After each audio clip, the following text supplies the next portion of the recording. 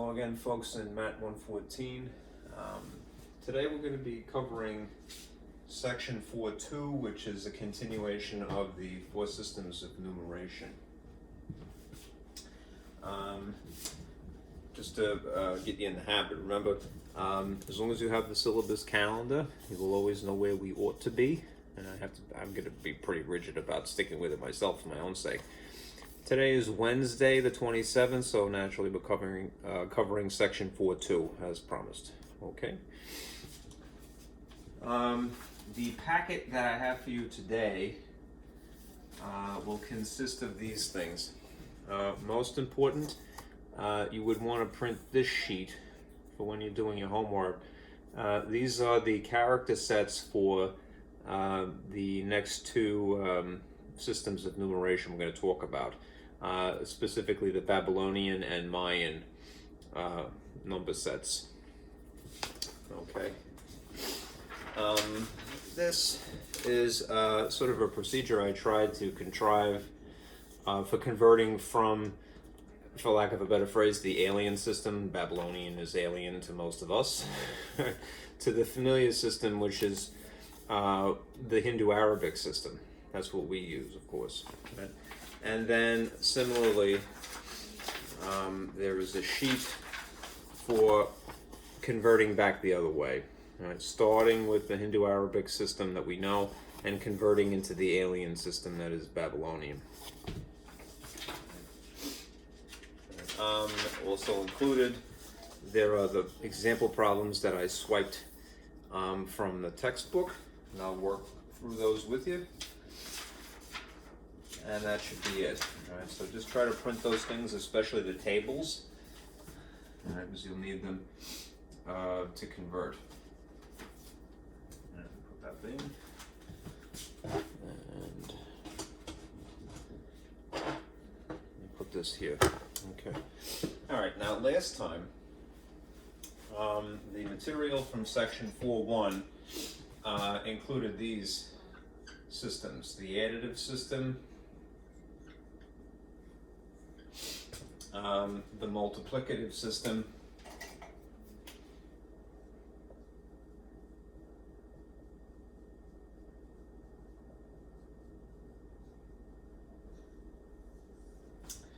and the ciphered example. Green is more cooperative today, it looks like. The examples we're using of the additive system were Egyptian hieroglyphics,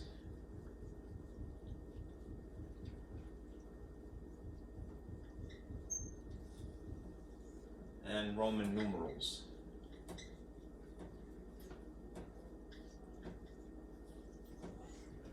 The multiplicative system, we use traditional Chinese characters.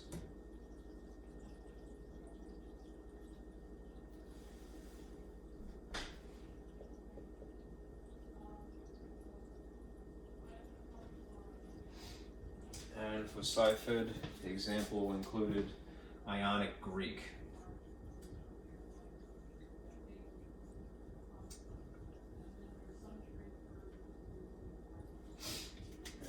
These had comprised section 4.1, essentially. These three systems out of the four types. And basically, insofar as the actual arithmetic is involved, ancient hieroglyphics is primarily, I wouldn't say exclusively, but primarily adding, hence the name additive.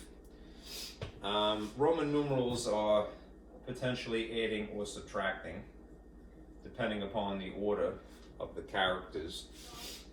The multiplicative, traditional Chinese, is multiplication and therefore addition sort of by default.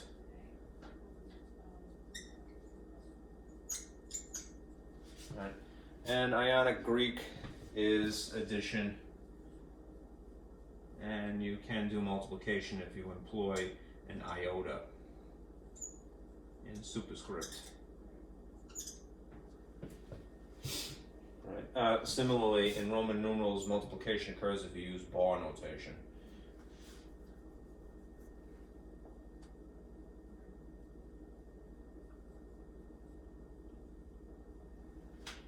Okay, that is a quick overview of the material from last time. I'm only reiterating that because what we're going to get into now are these three, and I'll put them in red just so I'm running out of unique colors. The positional, or otherwise known as place value systems, which is what we use even today. Okay.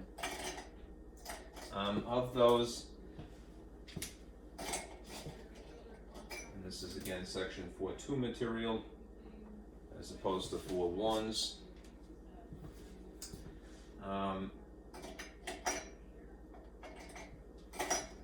Right again. This will include the Hindu-Arabic system, that is ours. This is our system.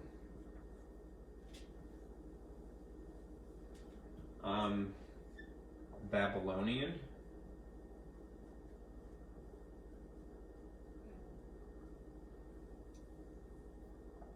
And Mayan.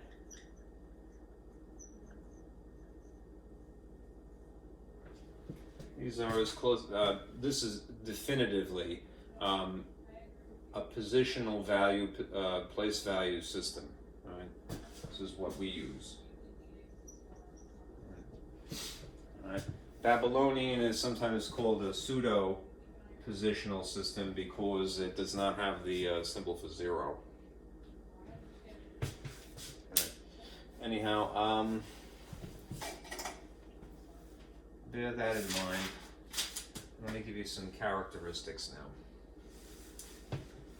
Right. I'm going to erase this half here.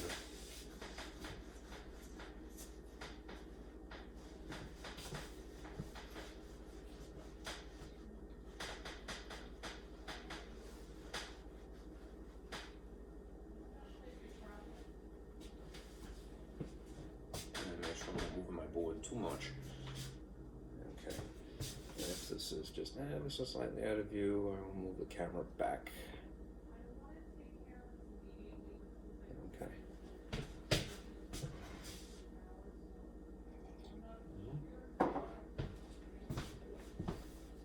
It's a bad job of erasing. All right. Here are some characteristics.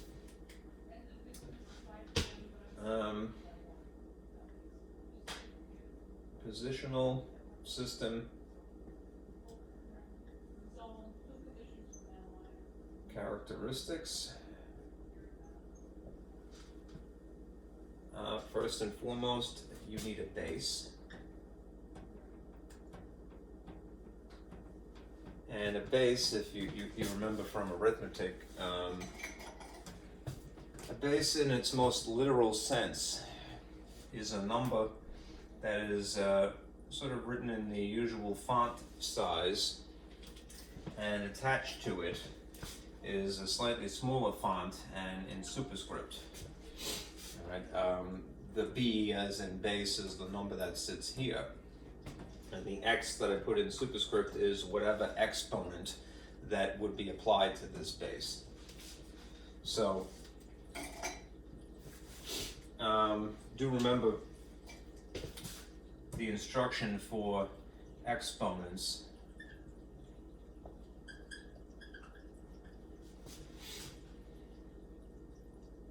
that is the actual base. If you had something like, for example, I'm running out of space, so if you had say 2 to the third, especially, and bear in mind if you're going into the field of education, little kids, they understand that this involves multiplication somehow, but they make the mistake often that is to go, oh, it's just 2 times 3. right? When in reality, the instruction for something that is an exponent is that you write 3 iterations of the base, right? That's what this 3 is telling you, that there should be 3 2's essentially, and that you multiply them, right, rather than add them. And if you do that, 2 times 2 times 2 would equal 8. It would not equal 6, which is what 2 times 3 would be, right? So make sure that you make that distinction yourself, right? It'll be more important later. The other characteristic of a positional system is that there are a set of symbols, so I'm going to use fancy braces, that are the parts that you're allowed to work with. Right? A set of symbols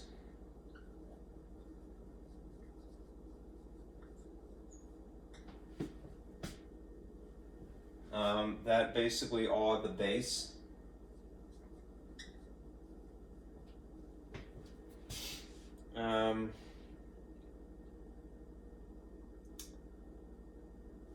Pardon me, numbers that are less than the base. This includes 0 and all numbers less than the base.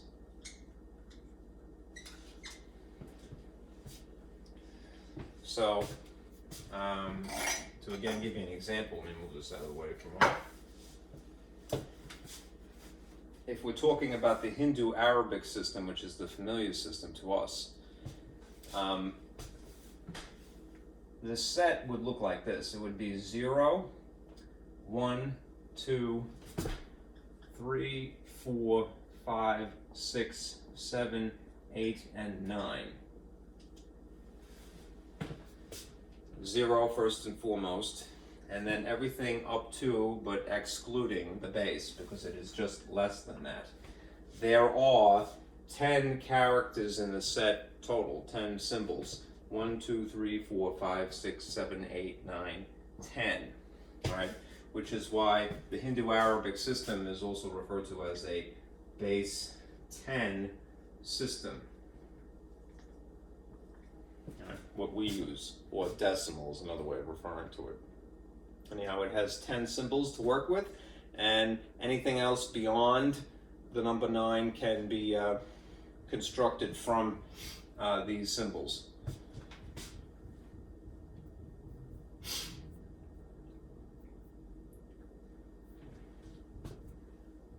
All right. Let me show you something else. I gotta take a sip of water here.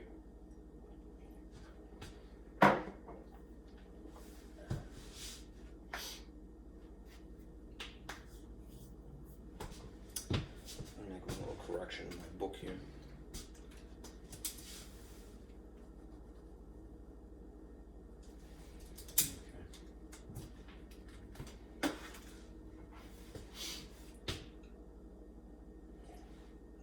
Okay. All right. Now you might be wondering, all right, that's all fine and dandy, but where do the exponents come into play? Let's do one example really quick.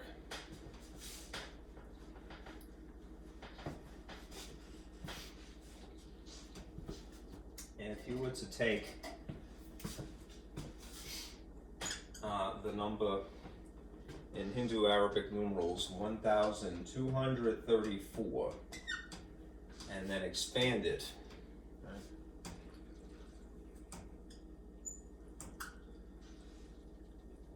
into its place values, you'll see where the exponents actually technically would be.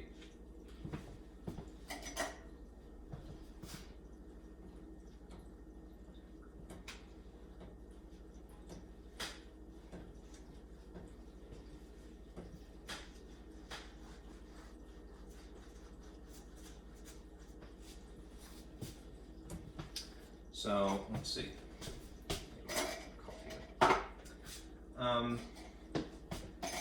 Remember, place value is very important, right? This is the thousands place, this is the hundreds place, this is the tens place, and this is the ones place. So this would technically, to start with, be 1 times 1,000. Right? Plus 2 times 100 plus 3 times 10 plus 4 times 1. You can see I wasn't too creative when I came up with this. 1, 2, 3, 4. If you've ever seen Spaceballs, there's a joke in the movie about that. Number 1, 2, 3, 4, 5.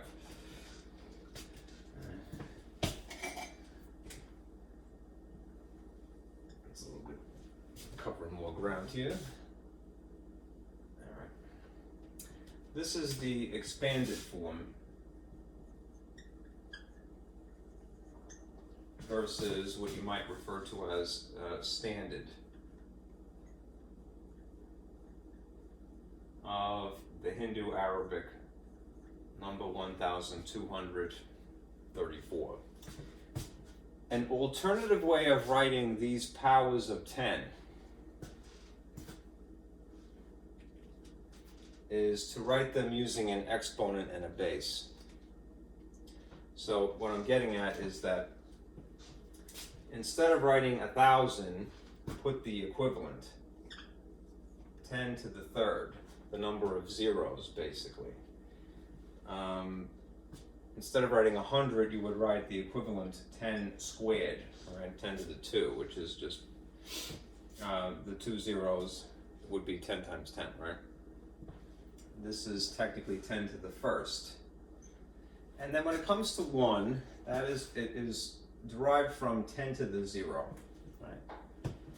Virtually anything with the exception of 0 itself as a base number ends up being 1. What you'll see as we go through this is that whatever the base number is, almost any number, that to the 0th power would end up being just 1. Right? I feel, especially get the point across that we're working in a specific base system, that it is better to explicitly write it in the exponential style rather than, just write the number 1. I think if people, when they get to the number 1, they go, geez, what happened to 10? It will always end up being 1 on the end, all right, because it's to the 0th power.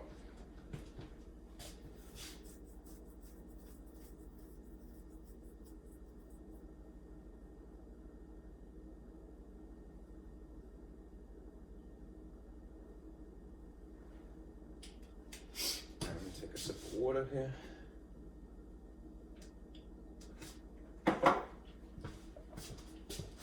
Sorry, I'm going to pour myself a pitcher right back.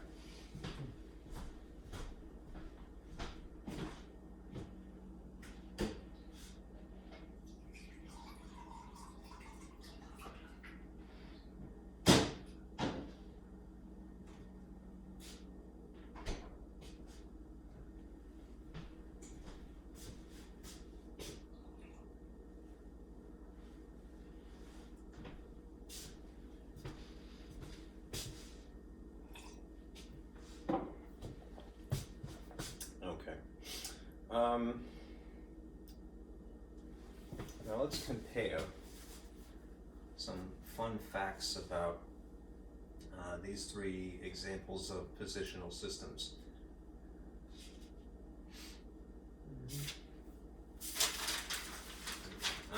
Like I mentioned, at this point, make sure again that you have a printout specifically of the Babylonian and Mayan character sets. Okay, it's those that you need to work with.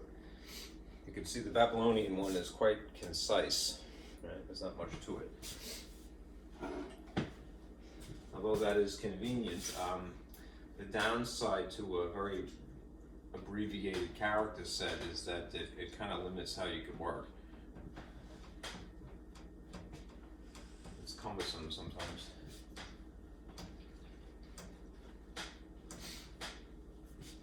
All right. Let's see if I could fit these three all on the same board here. I'm gonna write these next to each other. The Babylonian.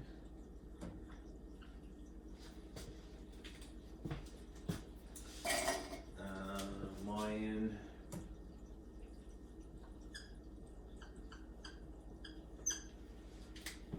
And I hope this works. Indo-Arabic positional systems. Okay. In comparison and contrast. You know what? I'm gonna be a little anal retentive right now and dig up a big ruler. Stay here. I'll be right back.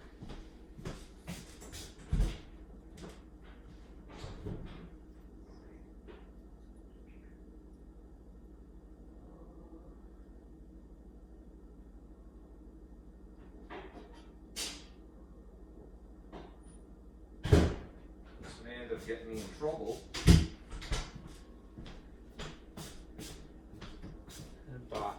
But it'll be kind of fun too. There's a sheetrock T-square. Makes drawing a little bit easier. I'm terrible at drawing straight lines, I've noticed. You probably have too. Noticed. Stay on the board there, buddy. That'll sort of keep me confined while I'm doing this.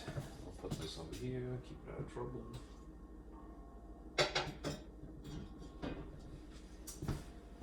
Okay. Oh, you know what? I'll be a good little math geek and set a good example by drawing a horizontal table here like this. Thankfully, a T-square will make it a little easier. I wish this was up against something.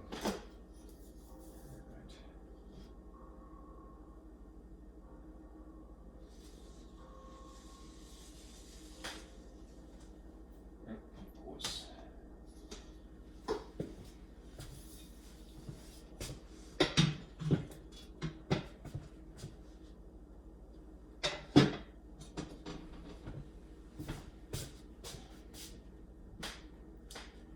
So it has a little flare on the end.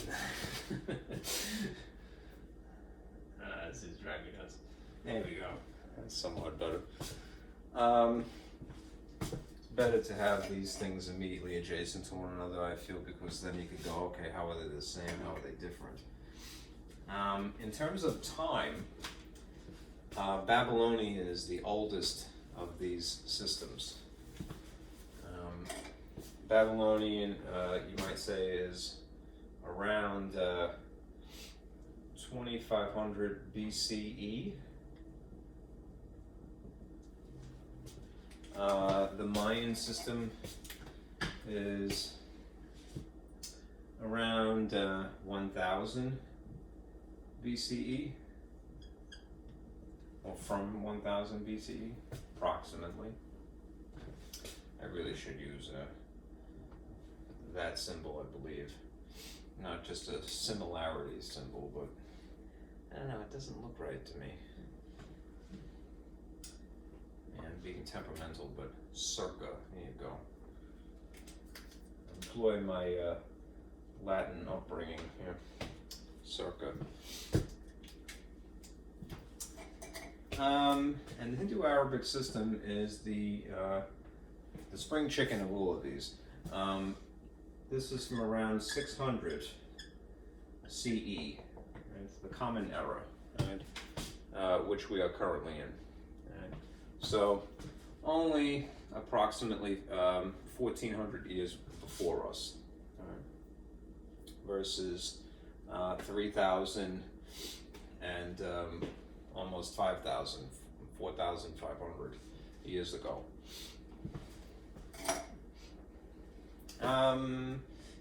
What's interesting to me is where this came from. What we regard as the birthplace of civilization is the Middle East. Right?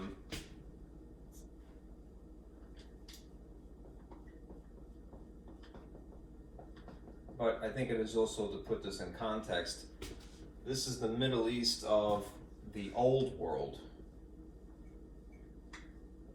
This is a little too faint.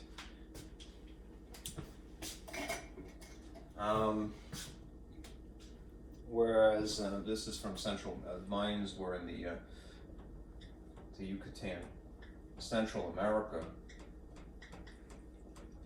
This is the New World.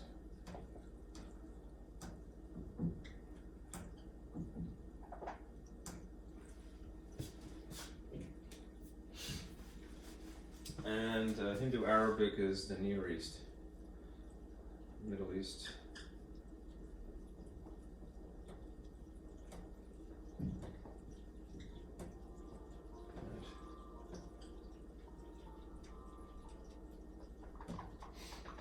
Okay, but still the Old World.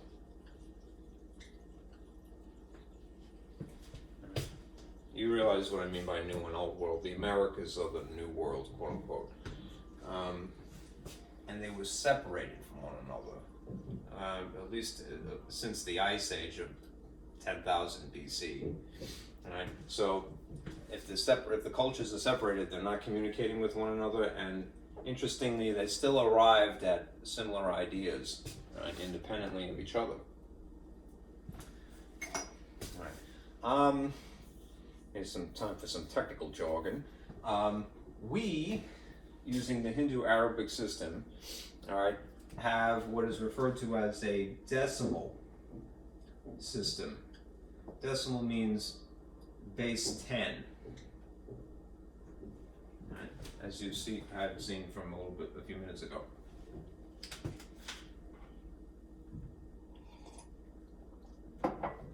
These are not base 10, but they do work. Mayan is, I'm probably mispronouncing this, visigesimal.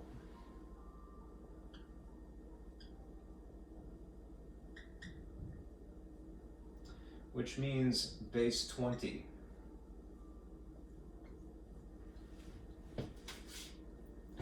And Babylonian is sexagesimal. Which, if you have a bad mind or bad sense of humor, is kind of kinky, right?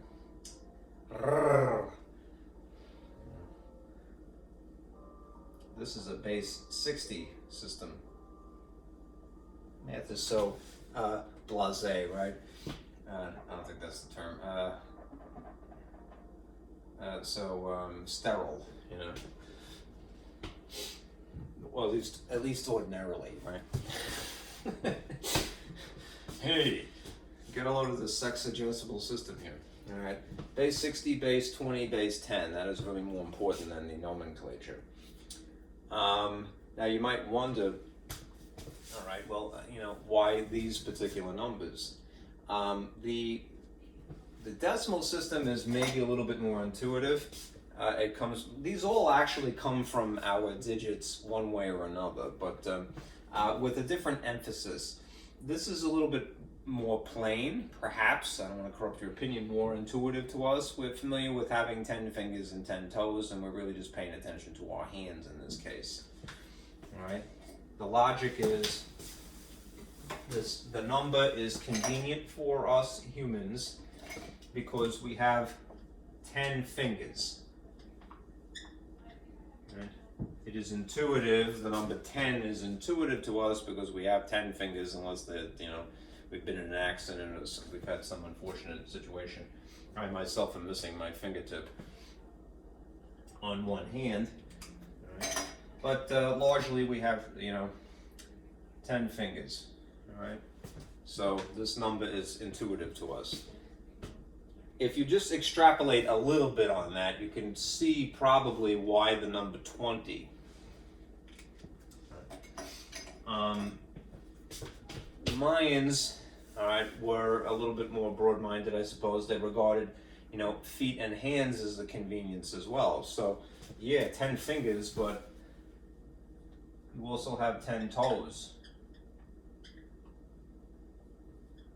for the sake of accounting.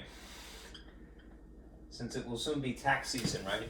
And you go visit your accountant, go down the H&R Block and pull your shoes off, right? I'm just keeping tabs. But that's the logic, all right? 10 fingers and 10 toes, hence 20. All right.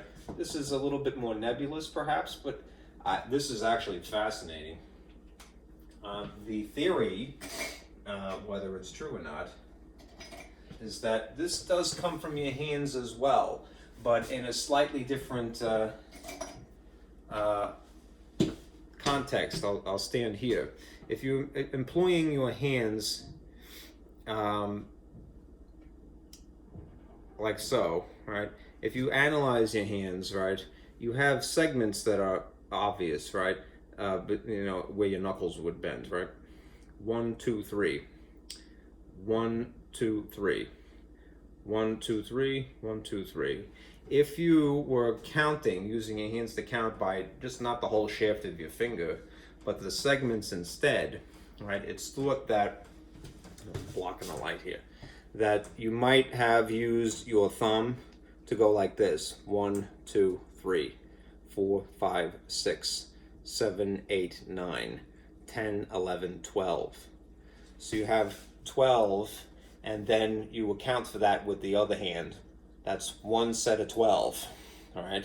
And then 13, 14, 15, 16, 17, 18, 19, 20, 21, 22, 23, 24. That's a second set of 12, all right? Without going into it arduously, all right? What is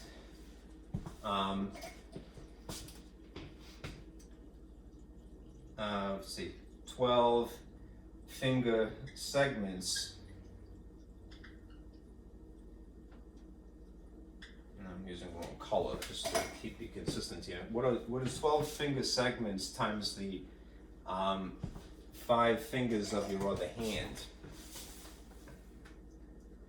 12 segments times 5 fingers.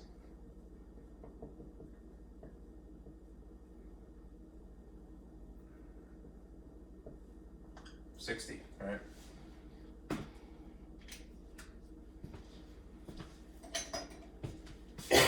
Sorry. All right. Now, that's fascinating to me personally. The only downside to the Babylonian system, it would seem, well, perhaps one among many, but is that they had no symbol for 0. Right? If this is in fact the birthplace of civilization, I find that kind of odd. Right? Babylonia is in the Middle East, right? Their culture was derived from the Akkadians and the Sumerians, right? They invented the wheel, basically. What does a wheel look like? It looks like that, all right? So I don't know. They didn't think. I guess maybe it's a more abstract thing, and I don't want to again corrupt your opinion. Would it make sense, philosophically speaking, to have a picture to represent the concept of nothing? Wouldn't it be better to simply have nothing? That's how the Romans, it would seem to be. Romans didn't have 0 either, all right? Which adds some complexity to Roman math too. You can't do much more than arithmetic with it, and even that's not that easy. The argument would be, well, nothing is nothing, therefore there's no picture of it. You know, we wouldn't need that. The Mayans did have a 0, and it intuitively kind of looks like a 0 in sort of profile. right?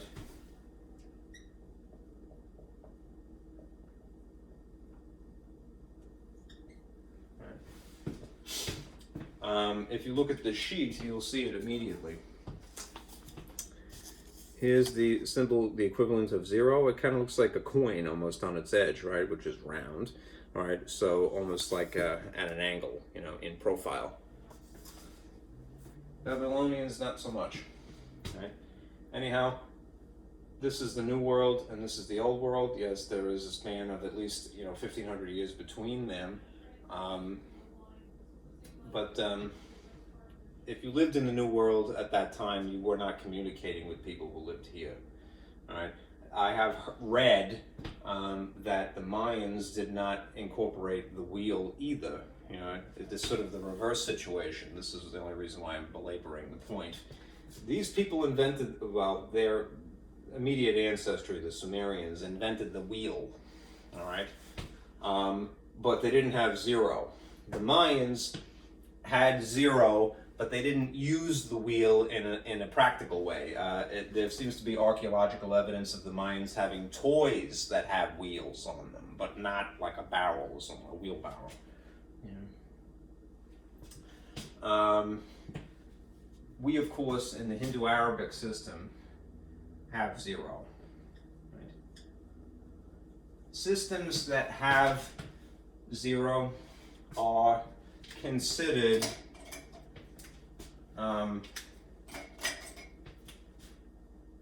true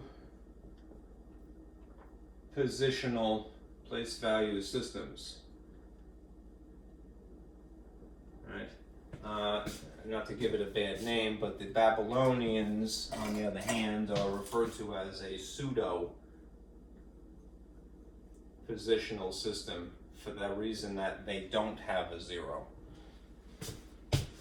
Okay. Now, because I'm sort of running on short of board space, right, I'm going to erase a little bit and sort of use the same column. If you're writing this down yourself, you can just keep going down the page.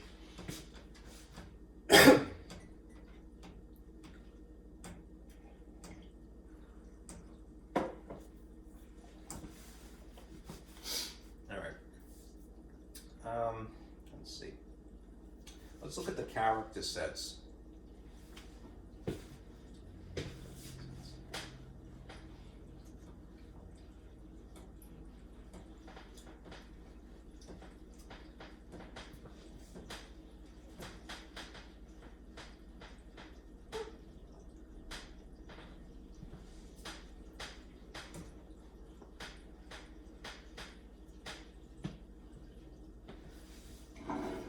Character set of the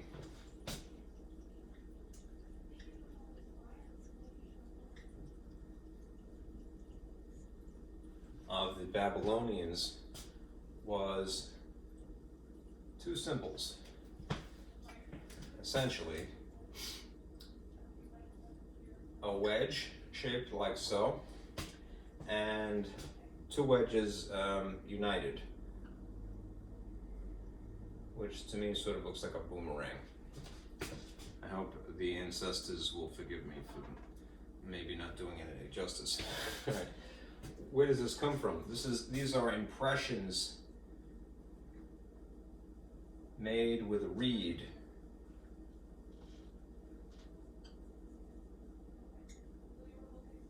in clay, which dries rather quickly. Right. So the writing is considerably short in Sumerian and Akkadian and in Babylonian. But they could convey their thoughts, nonetheless using just these 2 symbols, a wedge and a boomerang, if you will. There is another character, which is for the sake of the purpose of subtraction. If you see something like this, sort of like a boomerang this way, well, there's another phrase, which it's not technically called, but I like to use it because it summarizes the idea. Flucorang. That is not really what this is called. But if you're interested in automobile history, Virgil Exner was an engineer in the 50s and 60s, right? And he was famous for this symbol, among other things. Tail fins on cars. The forward-looking boomerang is a contraction of all those words. Flucorang, and then a wedge. Anyhow, it's not really called that. But I can't think of any other word for it, so that seems appropriate. Anyhow, when you see this arrangement of symbols, this means minus. So whatever is on the left side, this arrangement, and then whatever is on the right side, it means this minus this, whatever is next to it. My red is not cooperating now. What do these stand for? Well, a single wedge is intuitively the number 1, right? That's a little faint, so let me darken that up a little bit.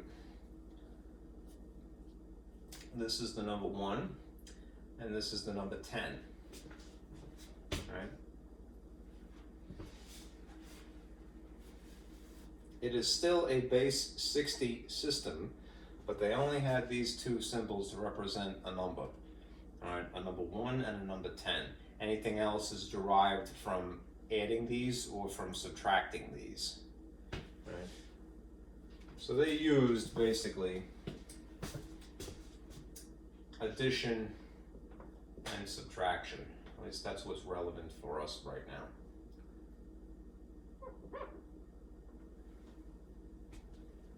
It's a bit faint too.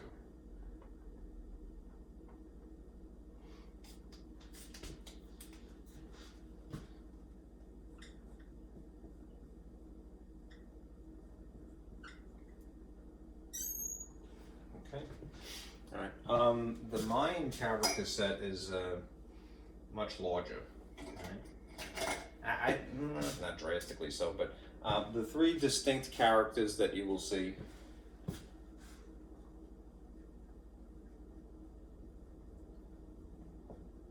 are these. The symbol for 0, the symbol for a unit, which is a single dot, and a line. The numbers that are described in the sheet here are made of no more than those 3 symbols. And I like this. To me, it's very intuitive. All right. As you're reading it, think of this as being the number 1, because it is a single dot, and this as being the number 5, right? And this is 0, which I'm just stylizing with a cross out sign.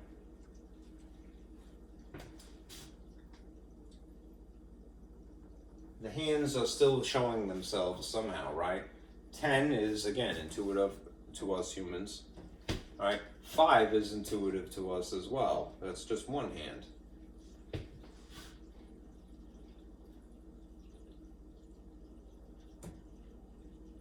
Interestingly, the Mayans considered numbers to be sacred. But of course, shouldn't we all, right? This is our collective inheritance, of course, so we should consider it sacred. Right. The number 3, for example, was often depicted as the god of wind.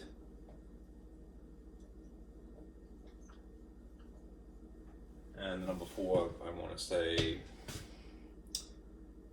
I forget exactly if it's the god of the sun, but the gods basically could be depicted by the symbol that they would have for 3, or vice versa.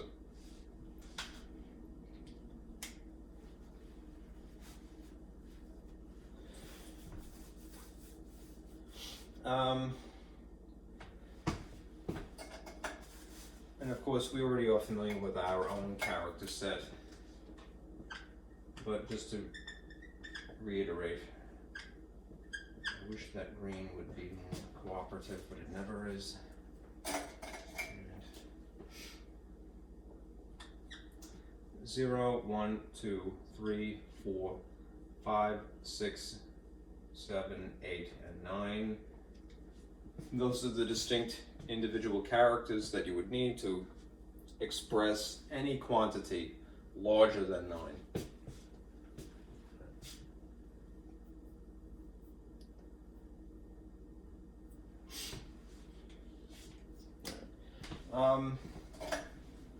I'm going to erase a little bit, let's see, because I want to try to fit just 2 more pieces of information about Babylonian and Mayan in contrast. So let me erase this. And let me erase this. If they are, whether pseudo, which is implying that not truly,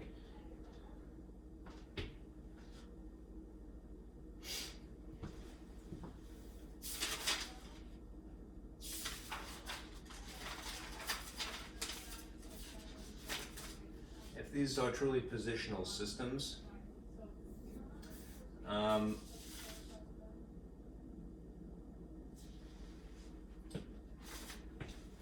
then how do you indicate a place, a position? In this case of Babylonian, positions were implied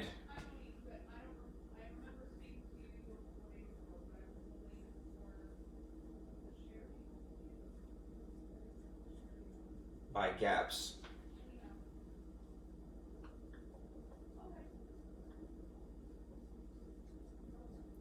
This unfortunately leads to a little bit of ambiguity,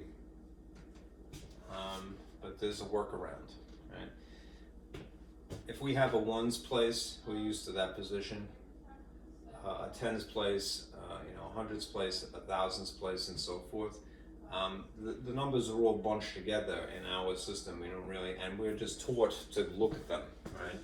We know that this is the ones place, and this is the tens place, and this is the hundreds place, and so forth.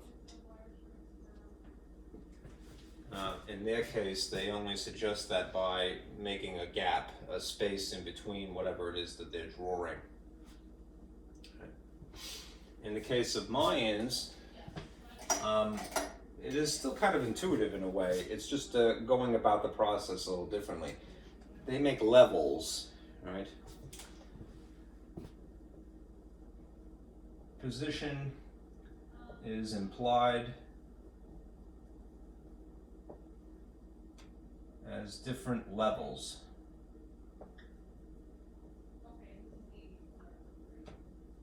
Right.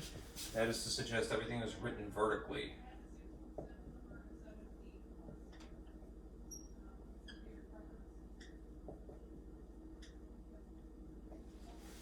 Okay. And one other little caveat, the number 18 also included after a certain point. You'll see why in a few minutes. Alright, that's pretty much all the information you need to know, especially about these two, which you're less likely to be familiar with. So, let's do some examples of converting.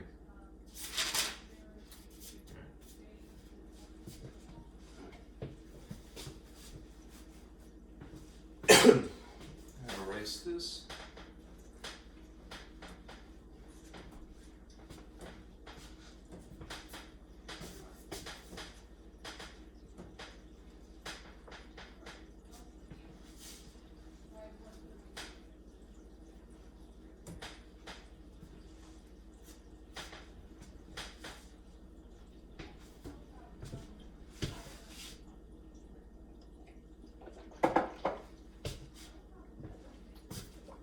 Here are two models that would be useful to you as you're converting.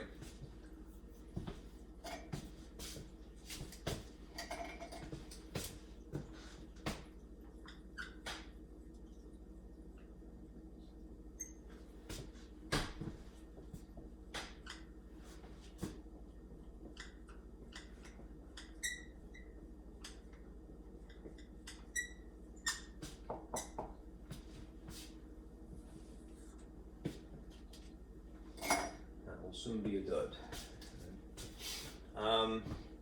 Let's start with Babylonian, the Babby model. Let's see.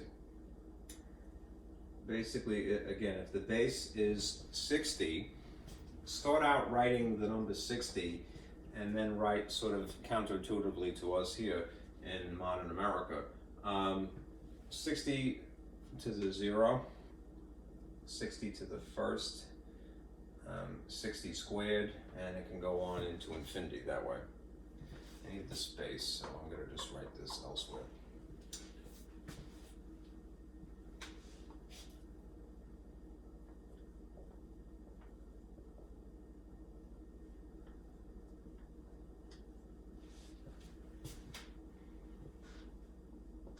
You write from the right to the left when you're doing this.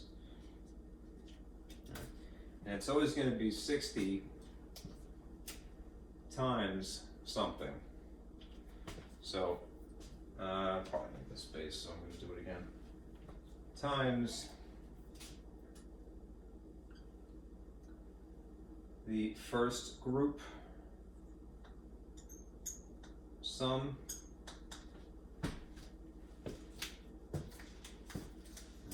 plus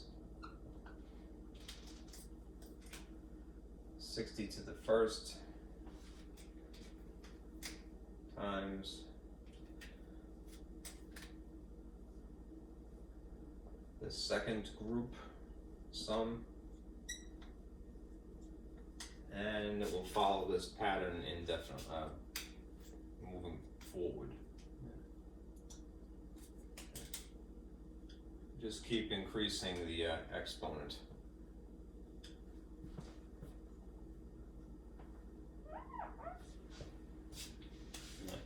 Basically, you have to add based upon what wedges and boomerangs you see. Figure out what the Arabic equivalent, the Hindu-Arabic equivalent would be, and then multiply by the powers of 60. Let's see. Mayan.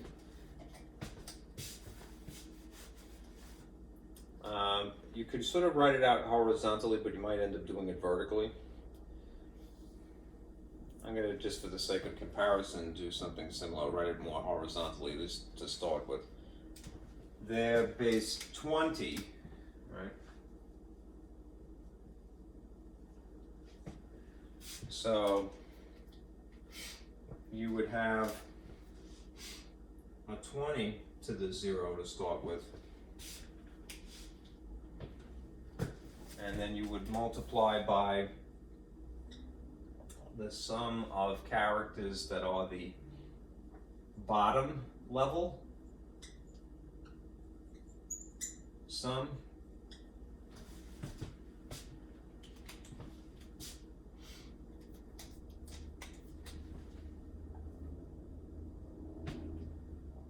plus, then you would do 20 to the first times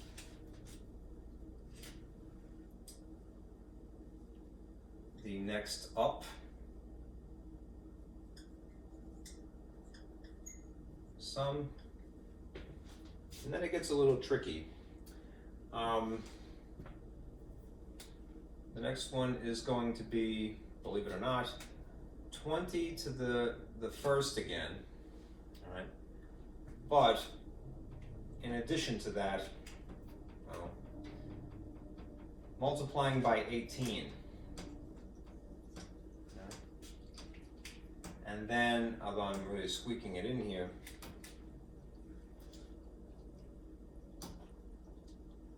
the next level multiplied as well. And then, because I need the space, I'm just going to write it underneath it. Then you would go to 20 squared, right, times 18 again, times, all right, the next level.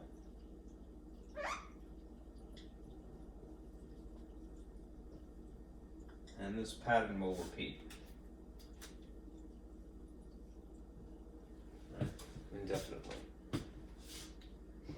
Okay, you might wonder naturally, well, geez, where did the number 18 come from? The Mayan calendar was slightly less precise than the calendar that we have now. They had a calendar that was exactly 360 days. For whatever reason. Perhaps the Earth spun exactly 360 degrees, 360 days per year. I shouldn't say spun, revolved around the sun. Anyhow, if you notice, 20 times 18 is, I'll just put a little thought cloud here. Run on my board again.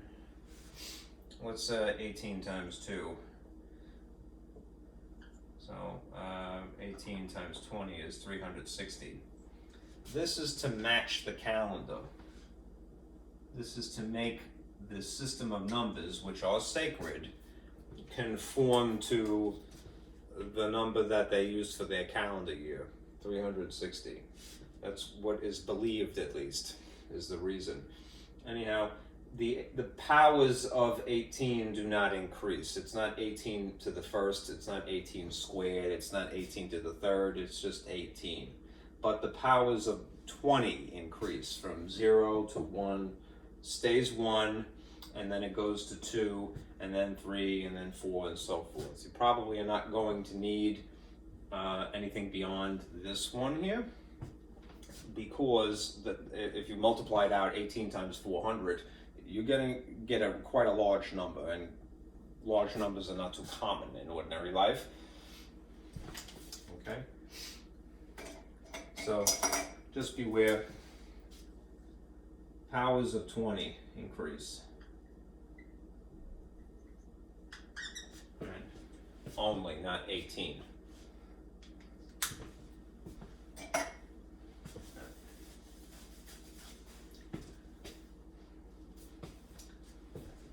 Let me get rid of this.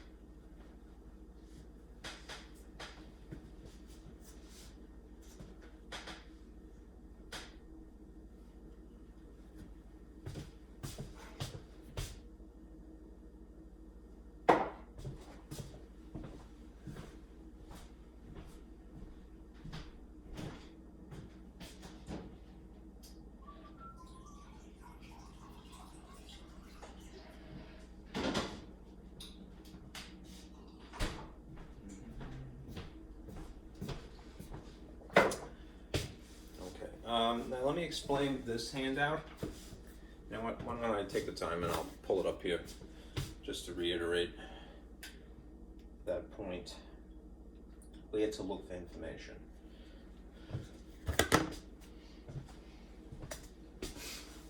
And I'll pull the projector down for a moment. The screen on.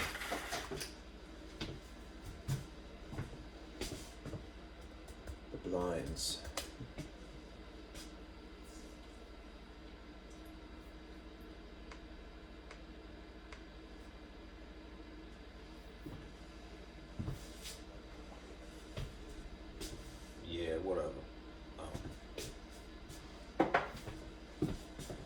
Ding dong didn't plug it in. And by ding dong, I mean me. Alright, there we go. Yay! Okay. Alright, you folks in MAT-114, obviously you would look in the tile that says whether you're an IN or IN1. I'm just going to go with this one here. If you've been following along so far, again, you want to get in the habit of going to announcements. Alright. That's where the videos would be posted and where the relevant materials would be posted. You could go directly to pages if you'd like as well for the handouts. But Here was yesterday, a couple of days ago, on Monday. I'll keep posting this link as long as we're in chapter 4. Alright. It's this slew of PDF files that you would want to print from. Alright. Since we're in section 4.2, I try to group them by color. These are all red. Alright, so you would want to print out 4.2, 4.2, and then this unit conversion model if you like it. You don't really need to do that. It's these two things here and here. Just what I showed you up in the front. Anyhow, I'm referring to basically this page. Right? So if you were to open up table, let's see, where did I put it? I actually have it in 3 here. Okay. You know, when I was teaching this last semester, I tried to get to write an instructional sheet like this after I had gotten to section 4.3. My Wi-Fi is misbehaving, so I may have to give up.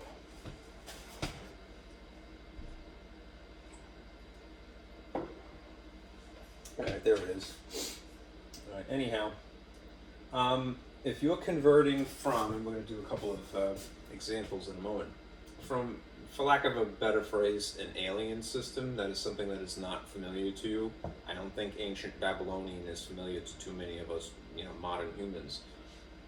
But if you're going to convert from the alien system to the familiar system, which is the Hindu-Arabic system, this is a step-by-step process that you hopefully will find useful. And if not, watch my video, what I'm going to be doing a couple of times to get a feel for what's going to happen. All right. Let me get out of here for a moment now. Let's see. And go back to the dashboard.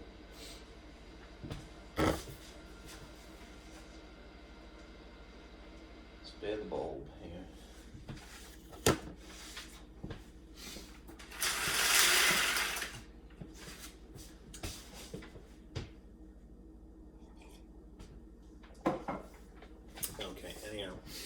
The habit I would get you to start with is to identify the character set that you're working with.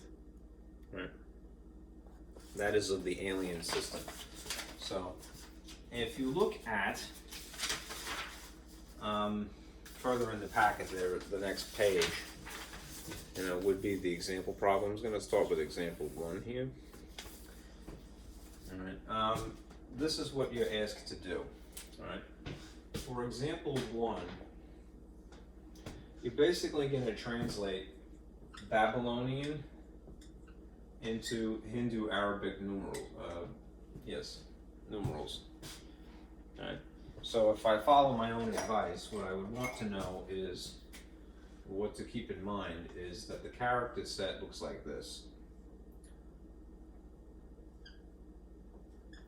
It's a wedge and a boomerang, and this is 1 and this is 10. And if I want to subtract, I have this pair, Flucorang, for lack of a better phrase, and another wedge underneath it. This is for subtraction.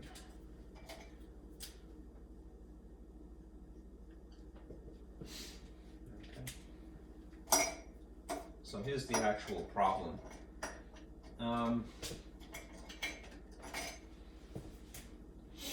If you have this sequence of symbols,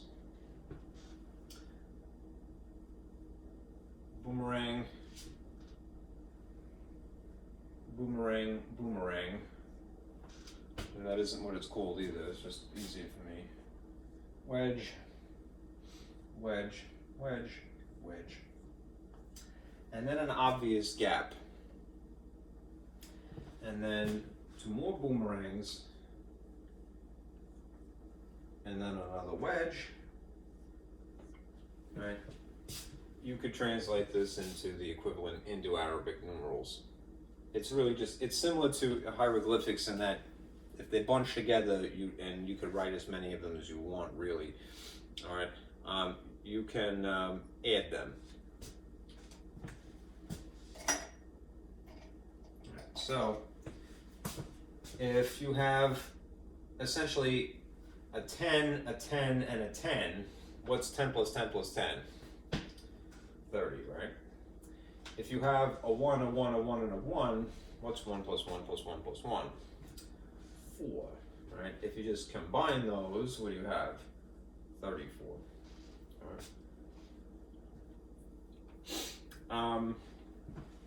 Then there's a gap, and then you have these two. Two boomerangs, again, is 10 and 10, and this is 1. So taken together, that is 21. I'm just going to erase this for the sake of space. And you might go, oh, good, done, you know.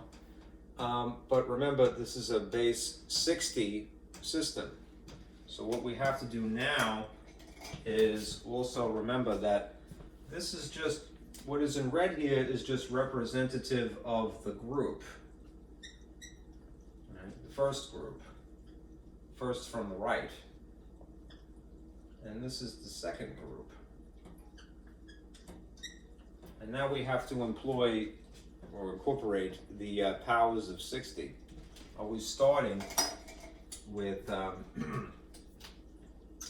60 to the 0, which is going to end up being 1 every time. And then if there's only one other group, one would assume 60 to the first. And if there was a third group, then you would go 60 squared. And if there was a fourth group, it's 60 cubed to the third, right?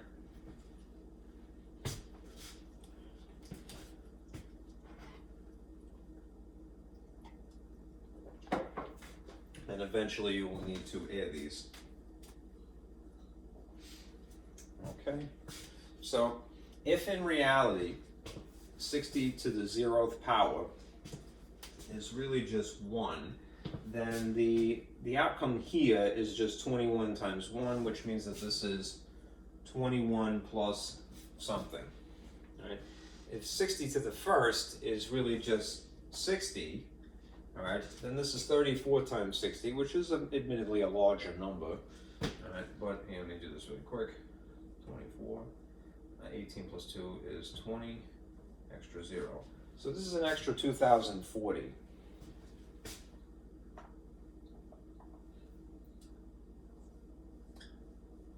All right, if at last you finally add these, remember to line up the place values if you're doing it by hand, and then you would end up with this.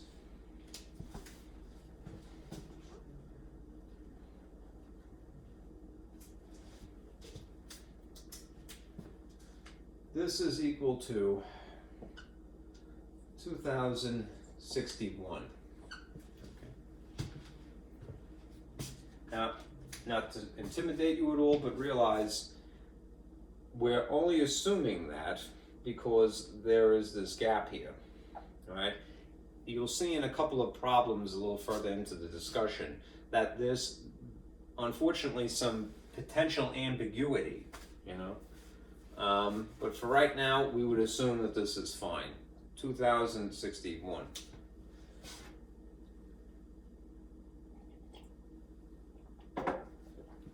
Let's do another.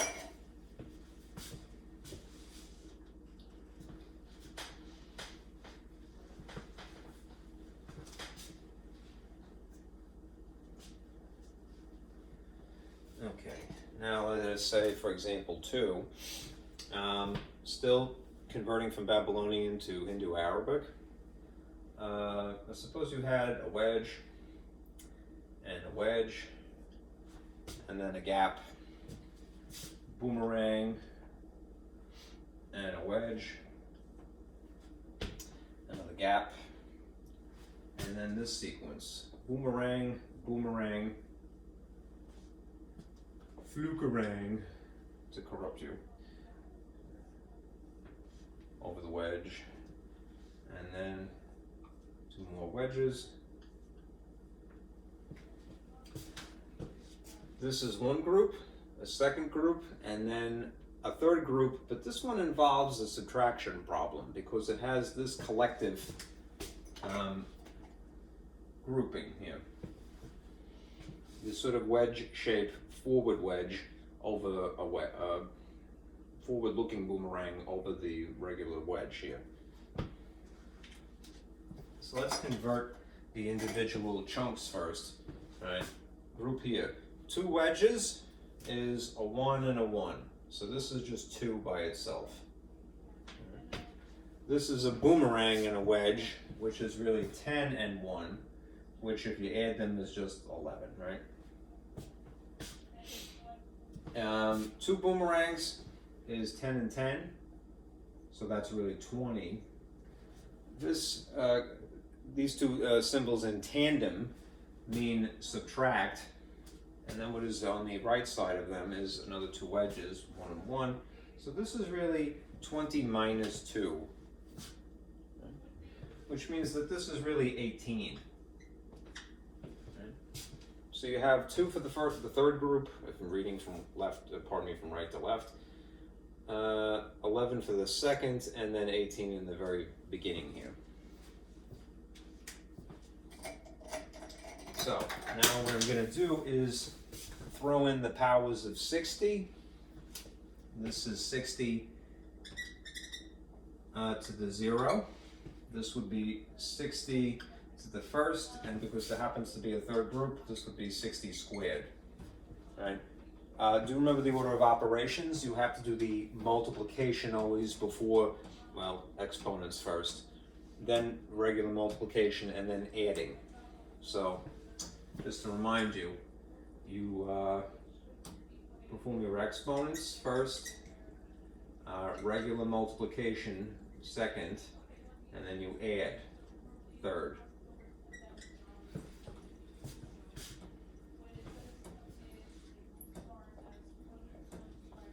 To the adding list.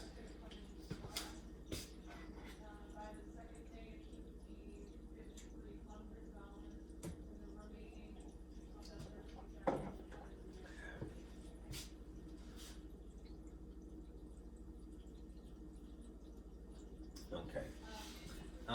As I mentioned before, what will happen every single time is that, just not to confuse this,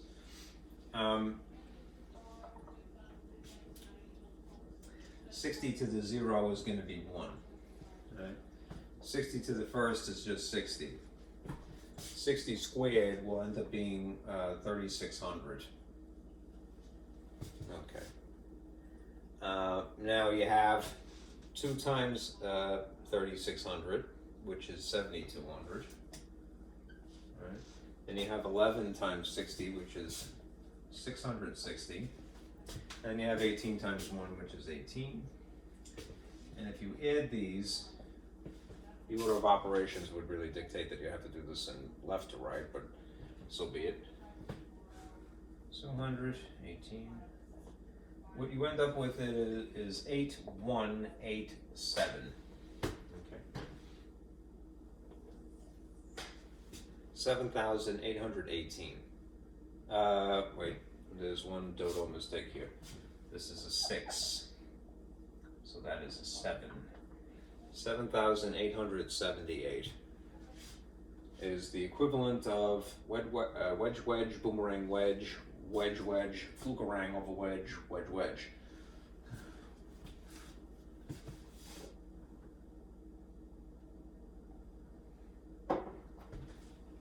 Okay. Moving on. All right. Now, let's go back the other way. If you're going to go start out with a Hindu-Arabic numeral and then convert to Babylonian. I bet you never thought you would be doing that, right?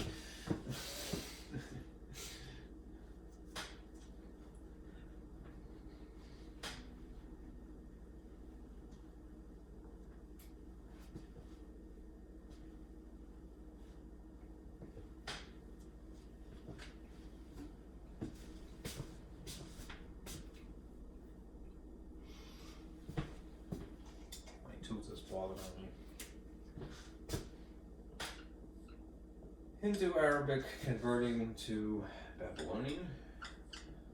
Maybe, baby. Okay. Maybe, baby, I have a toothache. Okay.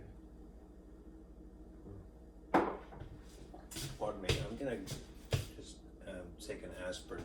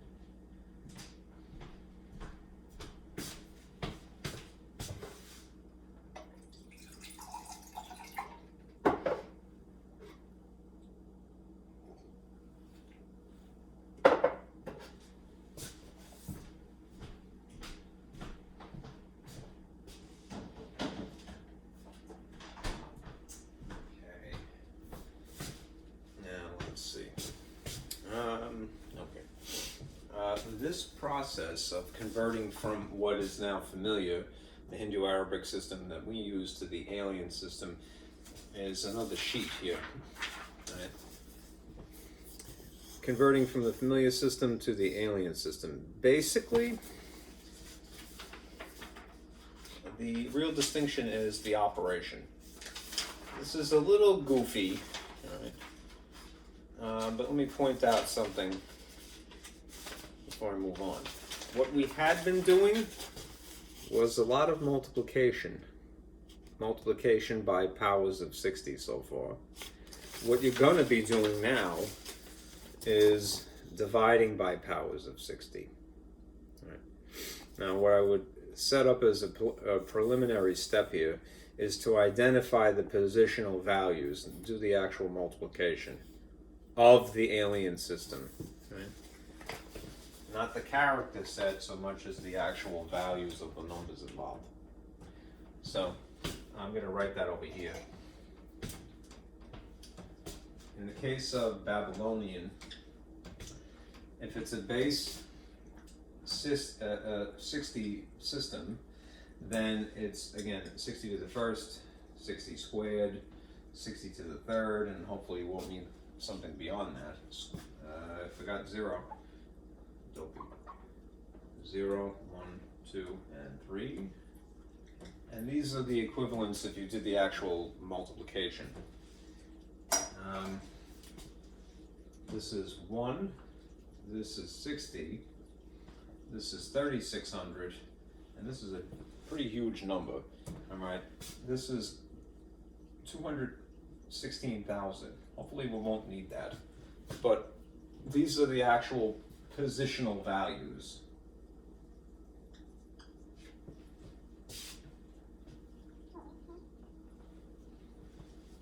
Make that a little bit less crunched here. The positional values of the alien Babylonian system.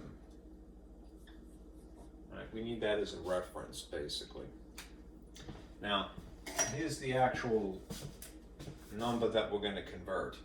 2,519.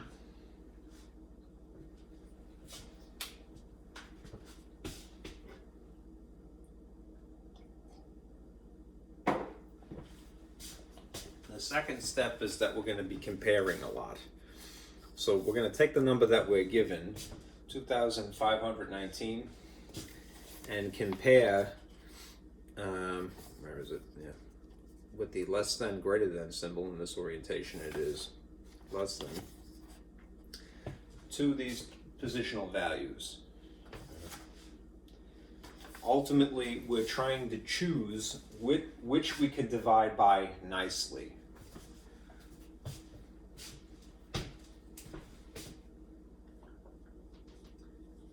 Compare this to these positional values to decide divisor. Okay. So this is the logic you're going to see. All right. And I'm going to end up having to erase this, but let's see if I can make it fit. The number 2,519 is less than 216,000. So I'm going to not just immediate, dividing by this would be terrible. So let me try, I'm going to try the next one. 2,519 is less than 3,600. So I'm not going to use that number, all right? But 2,519 is greater than 60, right? So once you get to the point where you're not less than, but you're greater, that's your divisor that you're going to use.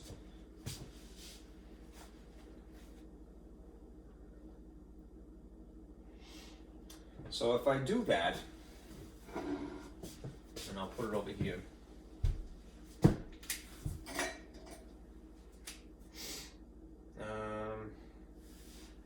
I do it brute force. No, I hate green. Why do you never write? I was hoping being upside down in a cup would make the marker work a little bit better, but not yet. I'll put this here. Okay. Gonna use 60 to divide. Okay. And the number 2,519 is my dividend here. You kind of have, you can use your calculator, there's no sin in that, but what you really need to look for is the actual remainder, not the decimal. That's what a calculator would give you. So we'll do it brute force because we really need to.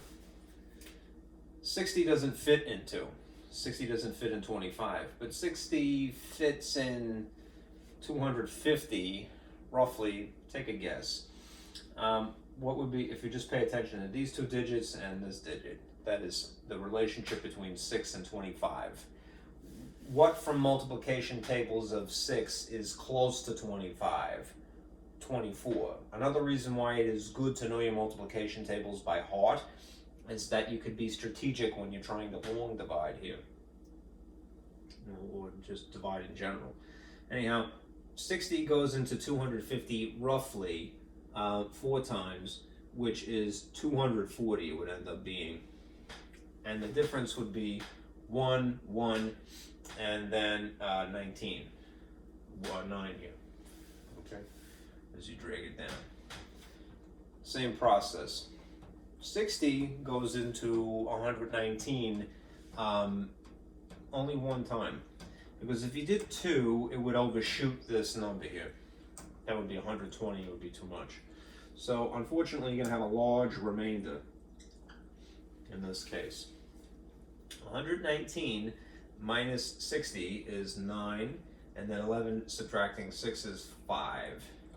And we're not doing decimal long division here, nor are we even writing fractions. What we have here is what is referred to as a remainder.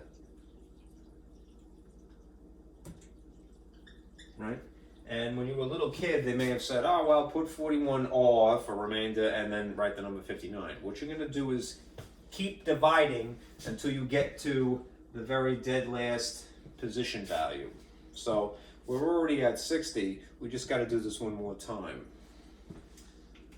So over here, we're going to take this value of 59, and hopefully that isn't too faint, and now divide by,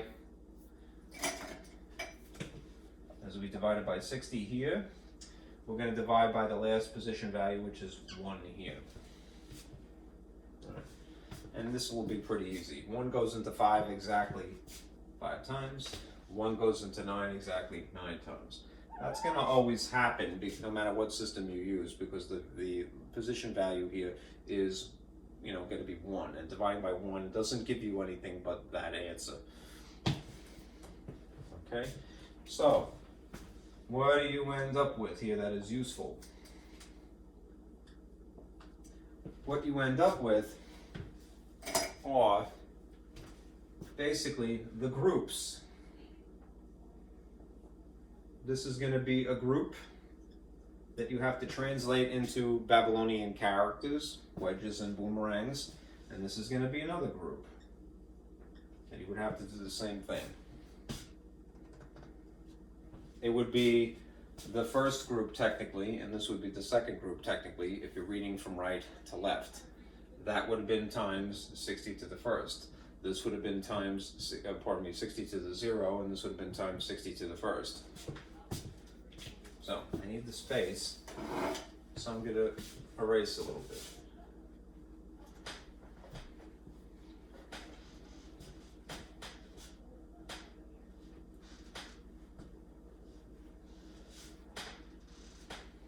Okay.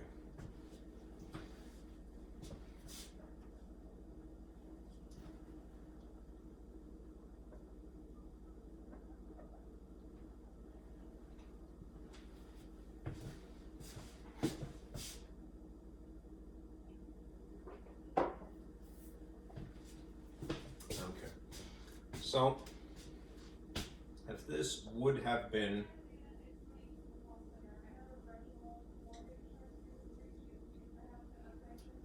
$41 times 60 to the first plus 59 times 60 to the 0, you really only need, when you're converting back to the alien system, to pay attention here and here. Look here and here. What is this and what is this? We're going to translate this into the only two characters that we have to work with, really, which is a wedge and a boomerang. Right? If necessary, we'll use the sort of Flucorang with the wedge to subtract. Okay. This one is going to be a bit easier. Because we're going to start with 10, right?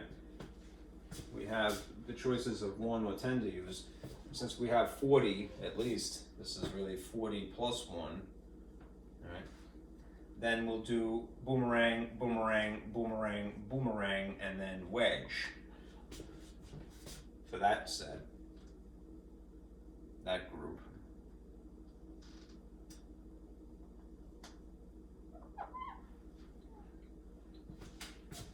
And then we're going to leave a gap. And then we're going to work on this one. This one, in theory, all right, would be 5 boomerangs, right, for 50, plus 9 wedges for the 9 portion of it. But it would be more efficient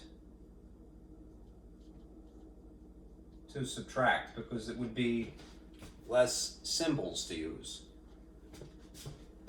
So think of it as being really 60 minus 1 instead of 50 plus 9. So start out with 6 boomerangs. 1, 2, 3, 4, 5, 6.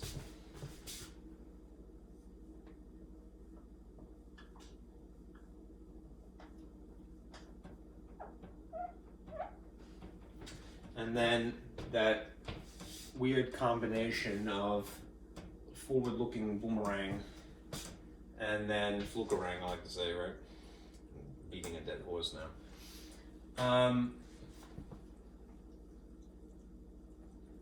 Over a single wedge, and then the necessary amount that you would have to subtract to get back to 59 here, which is just another wedge.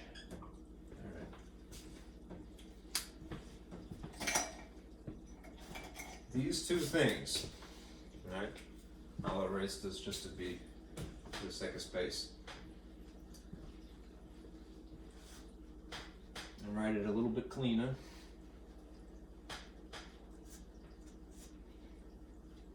These two groups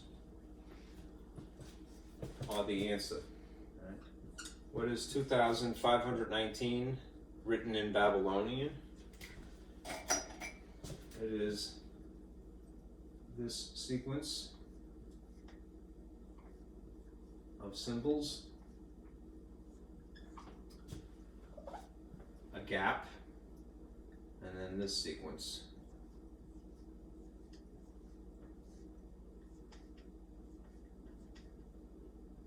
One, two, three, four, 5, 6.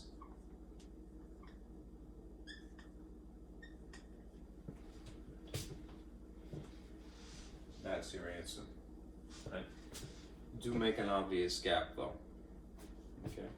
Again, if you're trying to decide between adding or subtracting, you want to do what is more efficient, meaning that it is less symbols. If you did that, you would have to draw 9 wedges basically. I don't think it is wrong, but it is less finesse, if you will.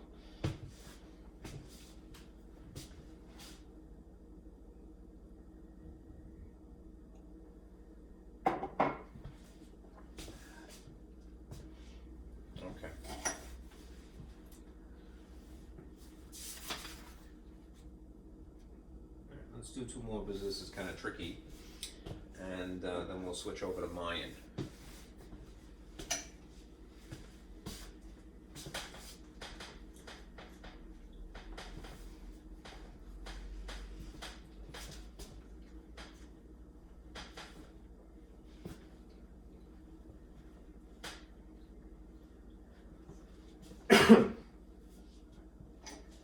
gonna leave this reference here.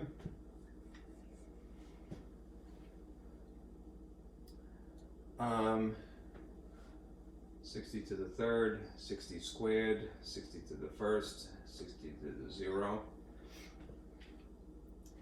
is really 1, 60, 3,600, and 216,000. Hopefully you won't need anything beyond that, but you could figure it out if you needed to. These are positional values.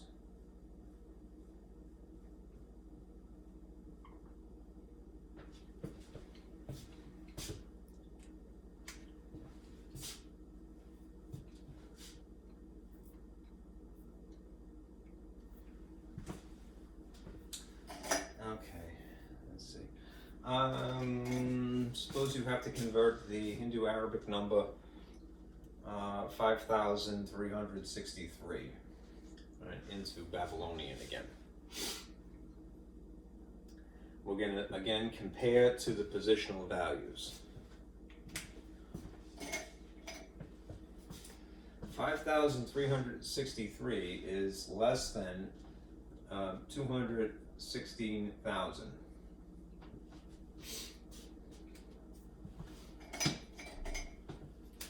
5,363 is greater than 3,600. So that's our divisor.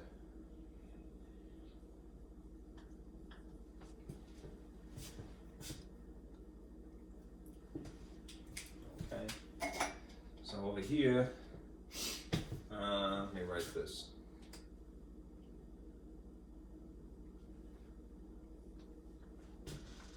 5,363 divided by 3,600. Again, you could use your calculator at least to get the whole number that would be here, but you can't use the decimal, you need a remainder. So you kind of have to do it brute force, the old-fashioned way. Okay. 3,600 goes into 5,363 one time, right? If you did it twice, it would be 7,200. So you're going to subtract 3, 6, that's 13, 7, and that's 1. This is your awful remainder, right? But it's okay, right? What we have established here is our group that we need. The quotients are the groups, as I mentioned here. Right? Each quotient is equivalent to a group, and you're really after that.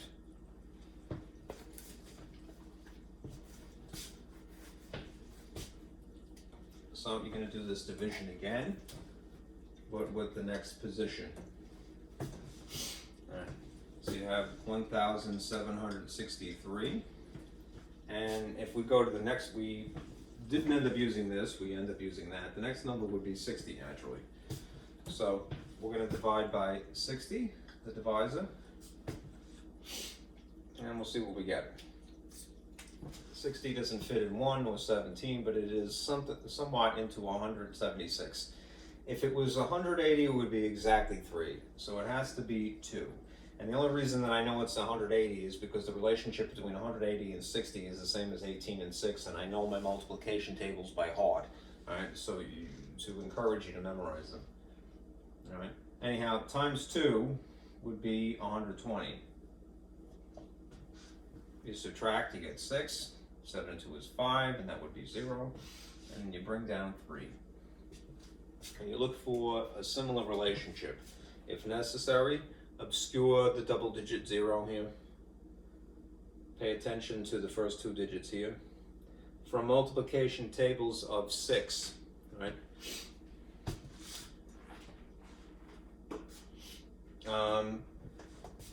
What number from multiplication tables of 6 is close to 56?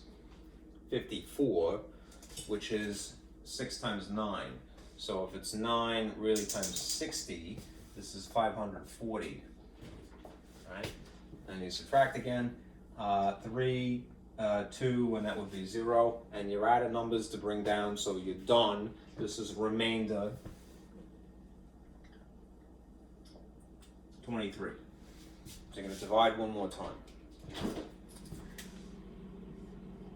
You got 23 in here, and we have used that. Now we need to do one more. Dividing by 1 is super easy, right? So we have that group, and this ends up being 23 again. So we have a group, and a group. And we're going to translate this group, and this group into Babylonian characters. How many people can say that?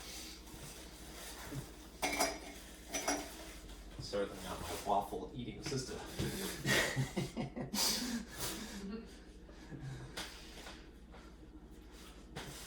Another fine day translating into Babylonian. Lego my ego.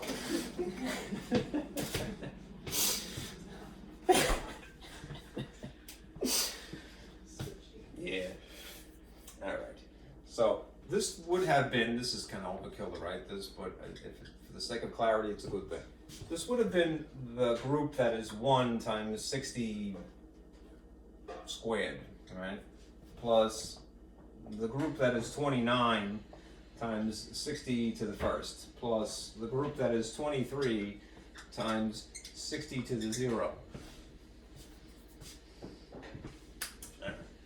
So again, what is our character set? It is just wedge and boomerang. And if we feel like subtracting, Flucorang over the wedge. So pay attention to just what is in here. You really don't have to worry about 60 at all now. We've already involved it with the division process. Right. So what's the equivalent of 1 in Babylonian characters? Wedge. Right. What is the equivalent of 29? Here's an opportunity to, instead of adding 20 plus 9, instead subtract 30 and 1. Because it is more efficient. There's less symbols involved. So I'm going to go with that equivalent. Which means boomerang, boomerang, boomerang, Flucorang over the wedge, minus 1, that is.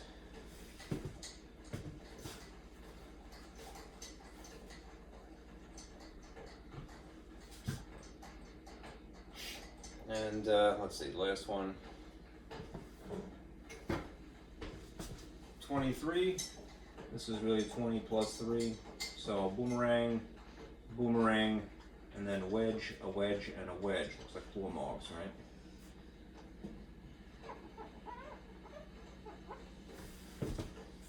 Okay. And this, with the obvious gaps in between, is the answer. All right, wedge, 3 boomerangs, those symbols in tandem, a wedge for subtraction, 2 boomerangs, 3 wedges.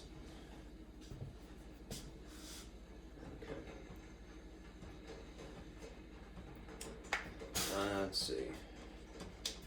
This last example of Babylonian conversion is just to illustrate the potential ambiguity. That isn't your fault, it's just something that arises. All right, so don't be intimidated.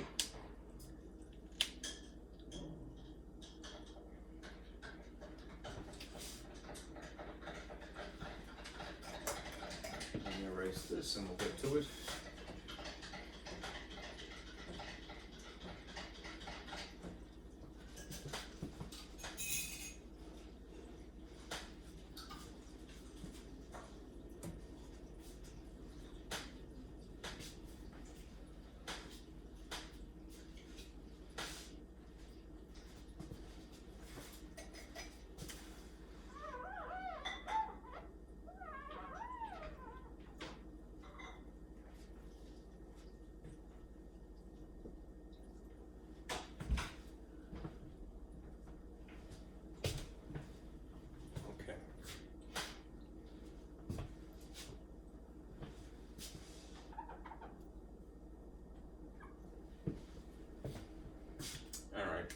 if the number that you have to work with is still converting from Indo-Arabic to Babylonian, that is familiar to alien. This is 7,203. Let's start out by comparing now to these positional values. So we have 7,203 is less than, certainly, 216,000, so we're not going to use that again, thankfully.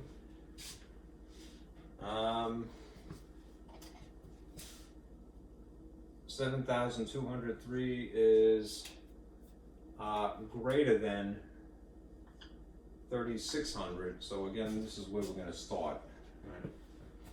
Using this as, now this is our divisor.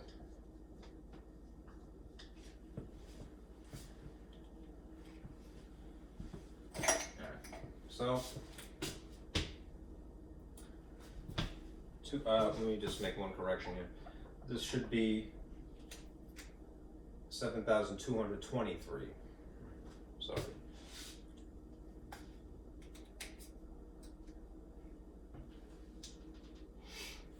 So, if you do this brute force division, 7,223 divided by 3,600,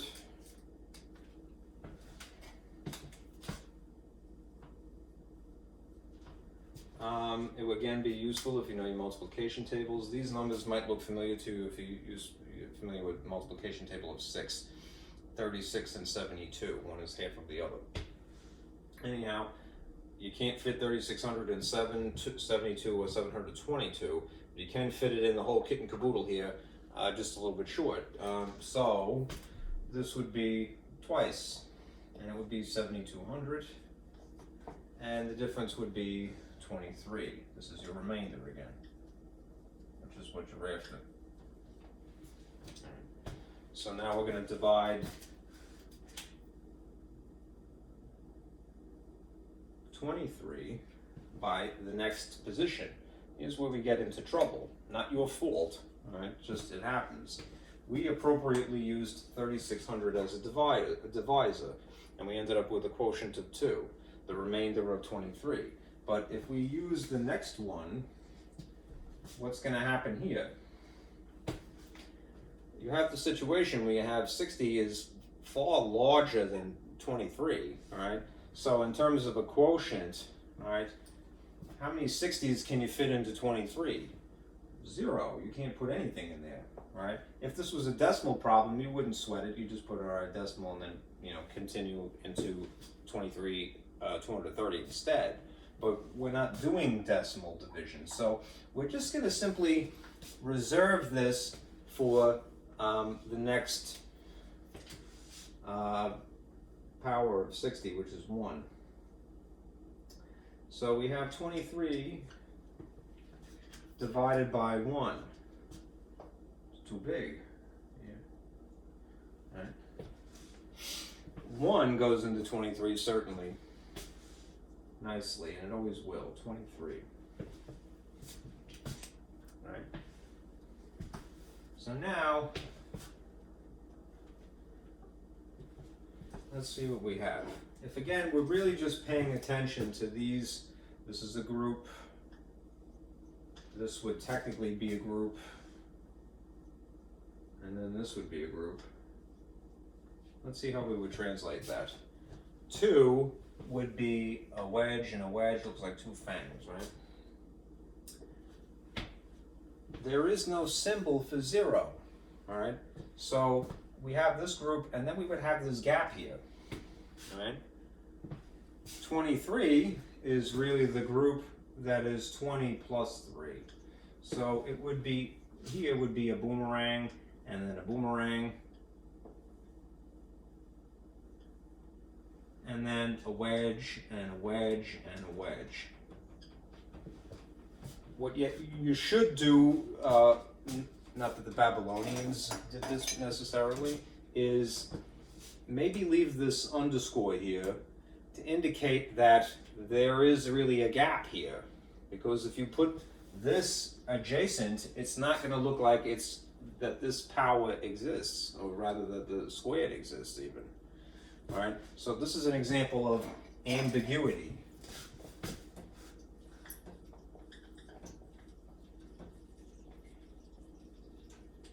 Without the gap, the obvious gap, right? Not just the gap here and here, but this entire void here, right? There, right? It really should be empty because it's really zero. They just don't have this symbol for zero, so it can't be incorporated, right? Anyhow, this is the answer. Okay, I would, and I'm just throwing in my own flair here, right? So cool, right? I would put underscores, you know, like this to show that there's a position that would normally be filled, all right? They didn't do that though.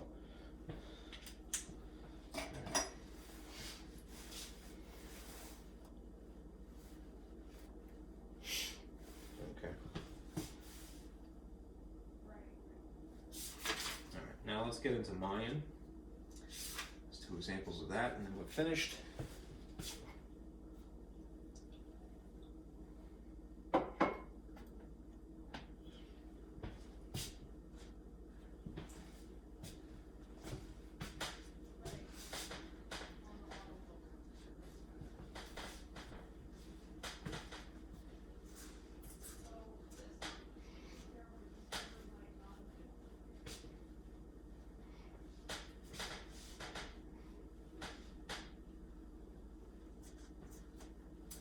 Okay, we're going to go back to converting from alien to familiar, right, firstly.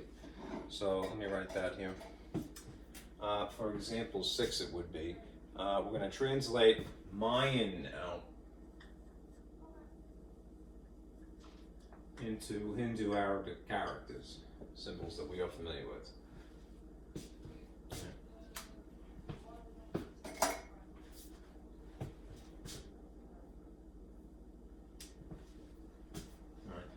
Just to remind you, the character set that you have to work with Mayan consists of basically these three things. 0, a dot that is the unit, right, and a line that represents 5. Right? So this is 0, 1, and 5 essentially.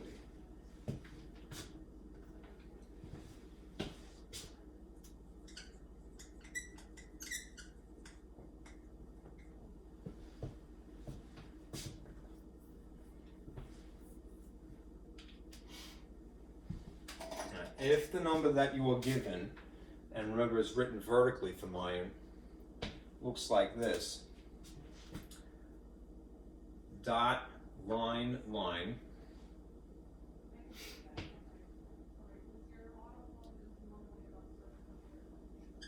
Dot, dot, dot. And dot, line, line, line. Remember the way that they intuitively suggest a position is by stacking. Right? It would be great if this was written on paper. I would put like a dashed line here and here, just to go, these are different levels. Right? Position implied by level.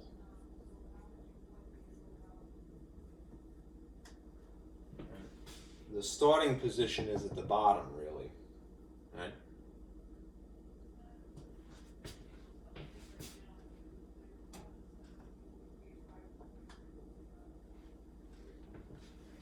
Okay. Let's see.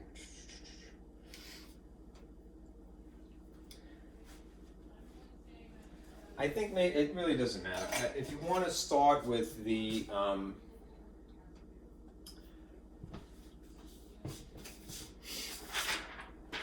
translation first, there's nothing wrong with that. But if you wanted to, all right, you could work it this way. There's going to be something times 20 to the 0 for this first level here. And then there's going to be something times 20 to the first. And then there's going to be something times 18 times 20 to the first. If you can identify the different groups, again, the places, all right, by that there's 3 levels, then you know that you only need to go this far in the positional values. Okay, now as to translate, it's to me super intuitive, right? If a dot is representative of 1 and a line represents 5, then they don't do subtraction. They just include more dots, as you can see here. So, and then they would add these things together. So I'm going to put them in here. 1 plus 5 plus 5, right? Which is 11, right? So that is 11 for this first one here. In fact, let me use red. That shows up better. This is really 11 times 18 times 20. Okay. 3 dots in succession is 1 plus 1 plus 1, which is 3. And then 1 plus 5 plus 5 plus 5, all right, is 15 plus 1 is 16. Right. And then you have rather large figures, especially when you get to times 18, right? But do the, when you're following order of operations, you do exponents, then regular multiplication, and then you actually add, okay? In the case of this particular problem, you don't really have much of an exponent, you just have 1 here. But the way that this is going to work out is that this is really 1 times 16, which means that this is 16 on the very bottom here. This is really 20 times 3, which is really 60. And this is 20 times 18. Remember, they involved 18 because they wanted to conform to the calendar being 360. 360 times 11 is what? 3960. Okay.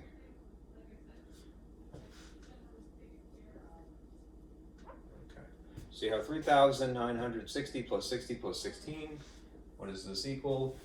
4,036 is what it should be.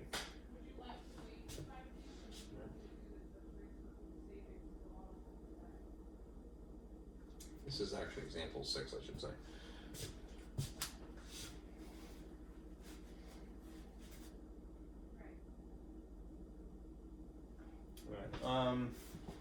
Let's do another of this type.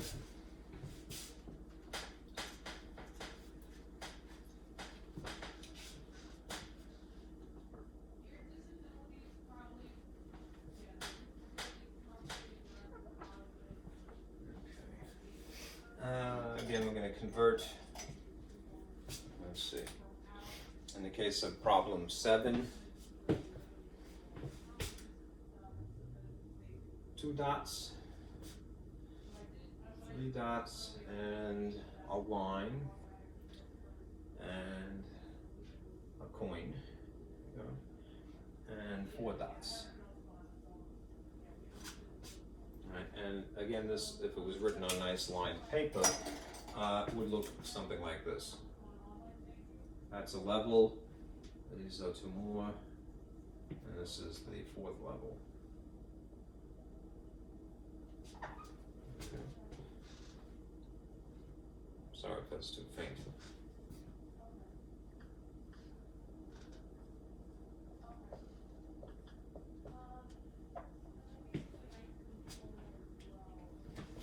Okay. So this would end up being something, a group, something, something, something.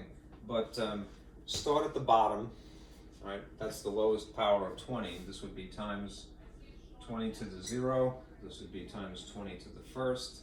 This would be times 18 times 20 to the first. And this would be times 18 times 20 squared. Which is a terrible number, but so be it.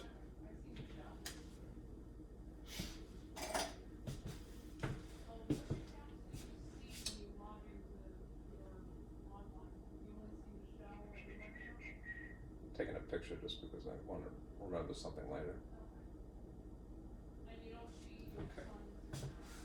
Okay. Let's figure out what these translate to. 2 dots is a 2, right? Intuitively, 2, 2, 2, 2, 2, 2. And 3 dots is 3 plus a line is 5, so this is 8. 0 is 0, so 0 sideways perhaps. And 4 dots is 4. Very intuitive. This is, when you're trying to straighten out the arithmetic, do the exponents first. This is really 4 times 1. This is really going to be 4 times 20. This is also going to be 18 times 20. And this is going to be 18 times 400, technically. Now, if you're translating 4 times 1 is obviously 4. 0 times anything is just going to be 0 here.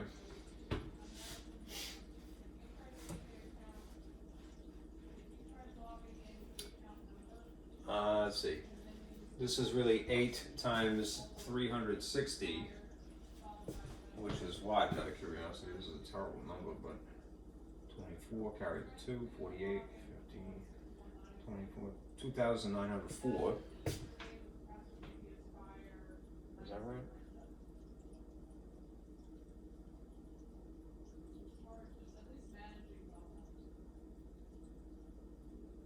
Yeah, I think so.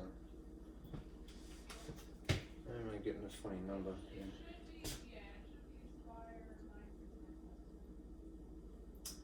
I'm sorry, bear with me 1 second.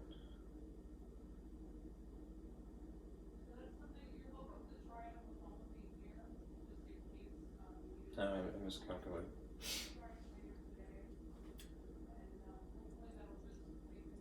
Oh. 6 times 8 is 48. What's going on here? I'm sorry, I'm hesitating. I'm doing too many things at once when I shouldn't be.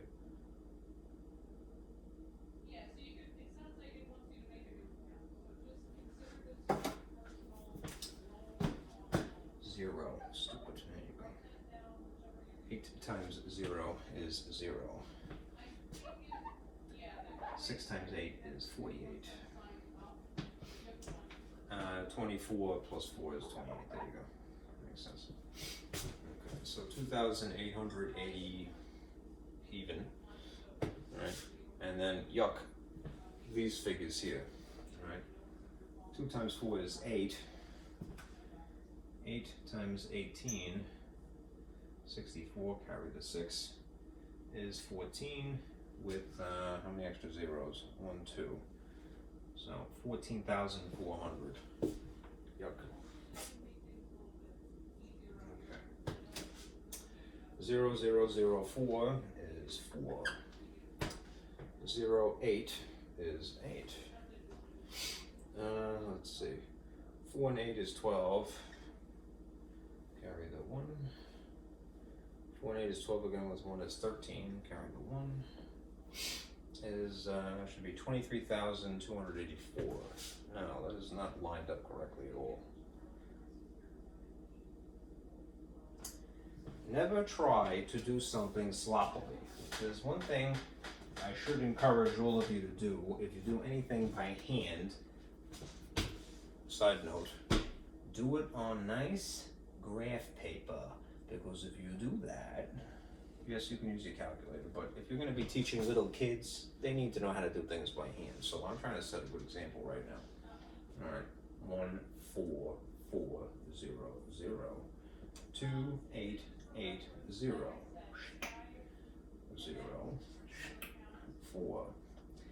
I feel, not to sidetrack the conversation, that if they give little kids a special sheet of paper that looks like this, when they're trying to teach them to form their letters correctly, they give them basically scaffolding, that they should do the same thing for math, although we don't, for whatever reason. Give the kids graph paper, and however insane it may seem, if my error here is any indication, right, neatness helps you do a calculation. If you draw the digits in the boxes, however anal retentive that might seem, right, it will help you when you're adding. 0, 0, 0, 0, 4 is 4. 0 and 8 is 8. All right, 4 and 8 is 12. Carry the 1. 1 and 4 is 5 plus 2 is 7, not 2. All right, and then you have a 1 down here. Right. This is your answer. Right. 17,284 is what you should get. Right. Neatness helps. Right. It's very important to teach that skill, right? You in the position of teacher, math teacher, right? Especially little kids, again, right? You need to impress upon them the importance of being neat, because if you're neat, you will be less likely to make a mistake. Adults make mistakes. Okay. All right, last problem, and then I'll stop. So we're over 2 hours now. Okay.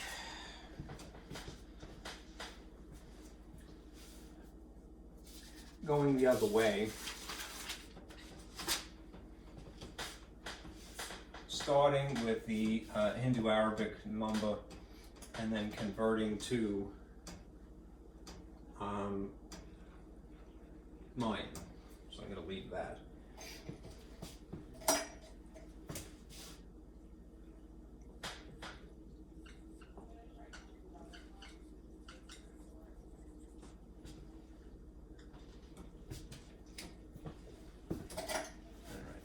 Let's see. All right, suppose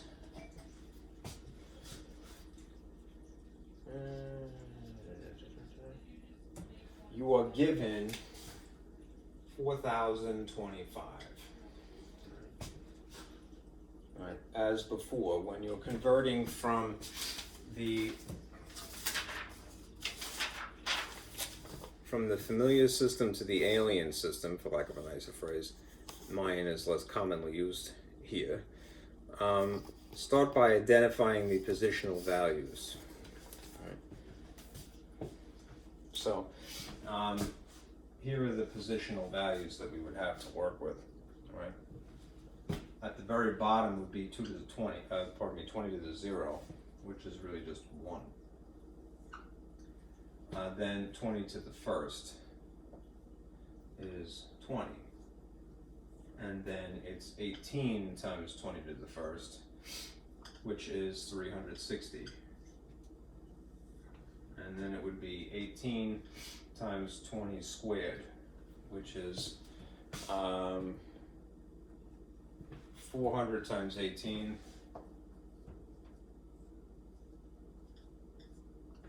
7,200.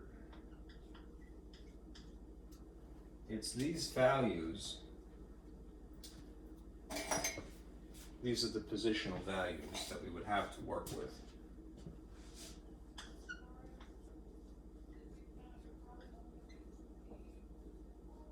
Okay.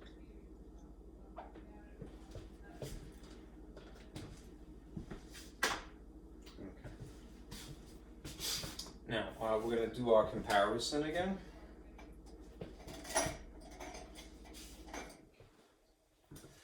This number 4,025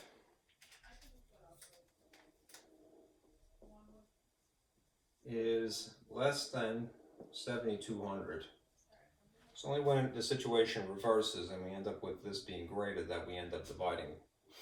4,025 is greater than 360. That is our divisor then. So I'm going to take 4,025 and divide by 360. And we have to do it brute force because, again, we're not doing a decimal division. We need to know what the remainder is. All right. So 360 fits into 400 roughly one time.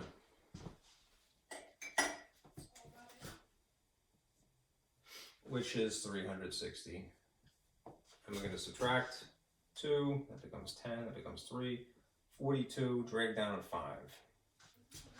360 goes into 425 again, roughly one time. So we'd end up using 11 later. This is still 360. And we'll identify the remainder now to keep dividing. We didn't use that, but we did use this. All right. 5, that's 12, 65. This is our remainder. All right. So we continue. 65 divided by the next one, positional value is 20. 20 goes into 65 roughly 3 times, which is 60.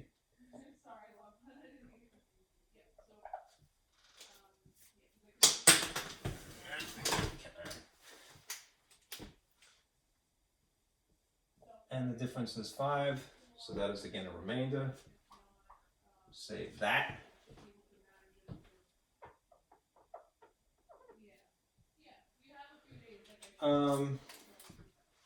Do the next one. Always go to the end here. 5 divided by 1. It's always going to be easy. 1 goes into 5 exactly 5 times. Right. This would be a group, or in this instance you might say a level. And this is a group level. And this is a group level. 11, 3, and 5. And what we should do is now stack them. So I'll put that over here.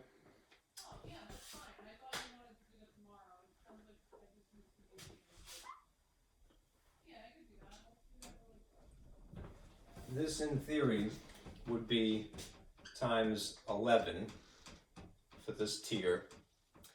And this would be 3 times this for this tier. And this would be 5 times this. So because I'm in space, I'm going to erase the division here.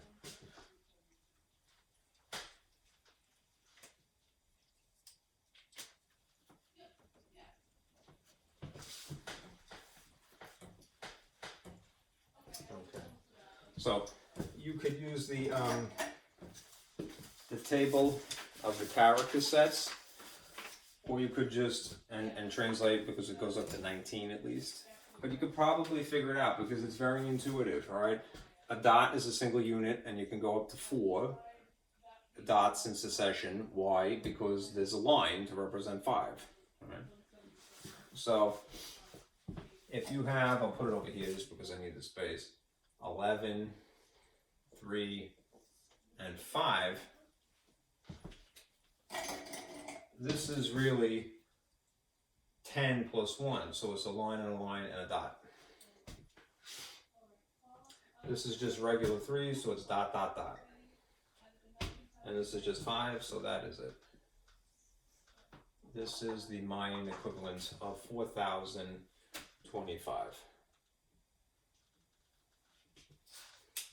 Okay, that's the last thing. All right, so let me just remind you what your homework would be. I did put the due dates in. I'm having a little trouble with Canvas. It's not cooperating, and I think the reason is because for whatever reason, the software, the clock that is in the software, is set to Central Time. So I keep trying to tell it I want the assignments that are for Chapter 4 and I believe it's Chapter 6, is it? Look at the calendar here. Yeah, Chapter 4 and Chapter 6. I wanted these to naturally be due by the day of what would be the test. Test number 1 is March 1st. So you have, you know, a little bit more leeway to get them done. I would not wait until the last second to try to do this. As you can see, it's quite tricky. All right, but all right, the material from chapter 4 and chapter 6, all right, is due by March, meaning you can certainly work on them now, and I would really like to impress upon you the need to do that. All right, don't wait until the last second, but you do have a little bit more freedom to not do this weekend. Right, what you should do to keep pace is for homework immediately, do section 4.2. We just covered that today, you know, before next week, right? Try to do before next Monday, right? Are you going to get a 0 if you don't do that? No. Again, you have until basically the beginning of March. It's supposed to be March 1st, right? It says March 2nd because it's stupidly aligned to Central Standard Time rather than Eastern Standard Time. Anyhow, I'm going to try to fix that. I just realized that you have until the test day, right? And just work on section 4.2, please. Right? You should have, in theory, worked on the prerequisite in section 4.1 to this point. If you haven't, then just work on that as well. Okay? And then, let's see. Next week, we'll be starting in February, so we'll do section 4.3 on Monday and section 4.4 on Wednesday. Okay? And that's it. All right. All right. Thank you guys for sticking with me. Be careful out there. Have a nice weekend.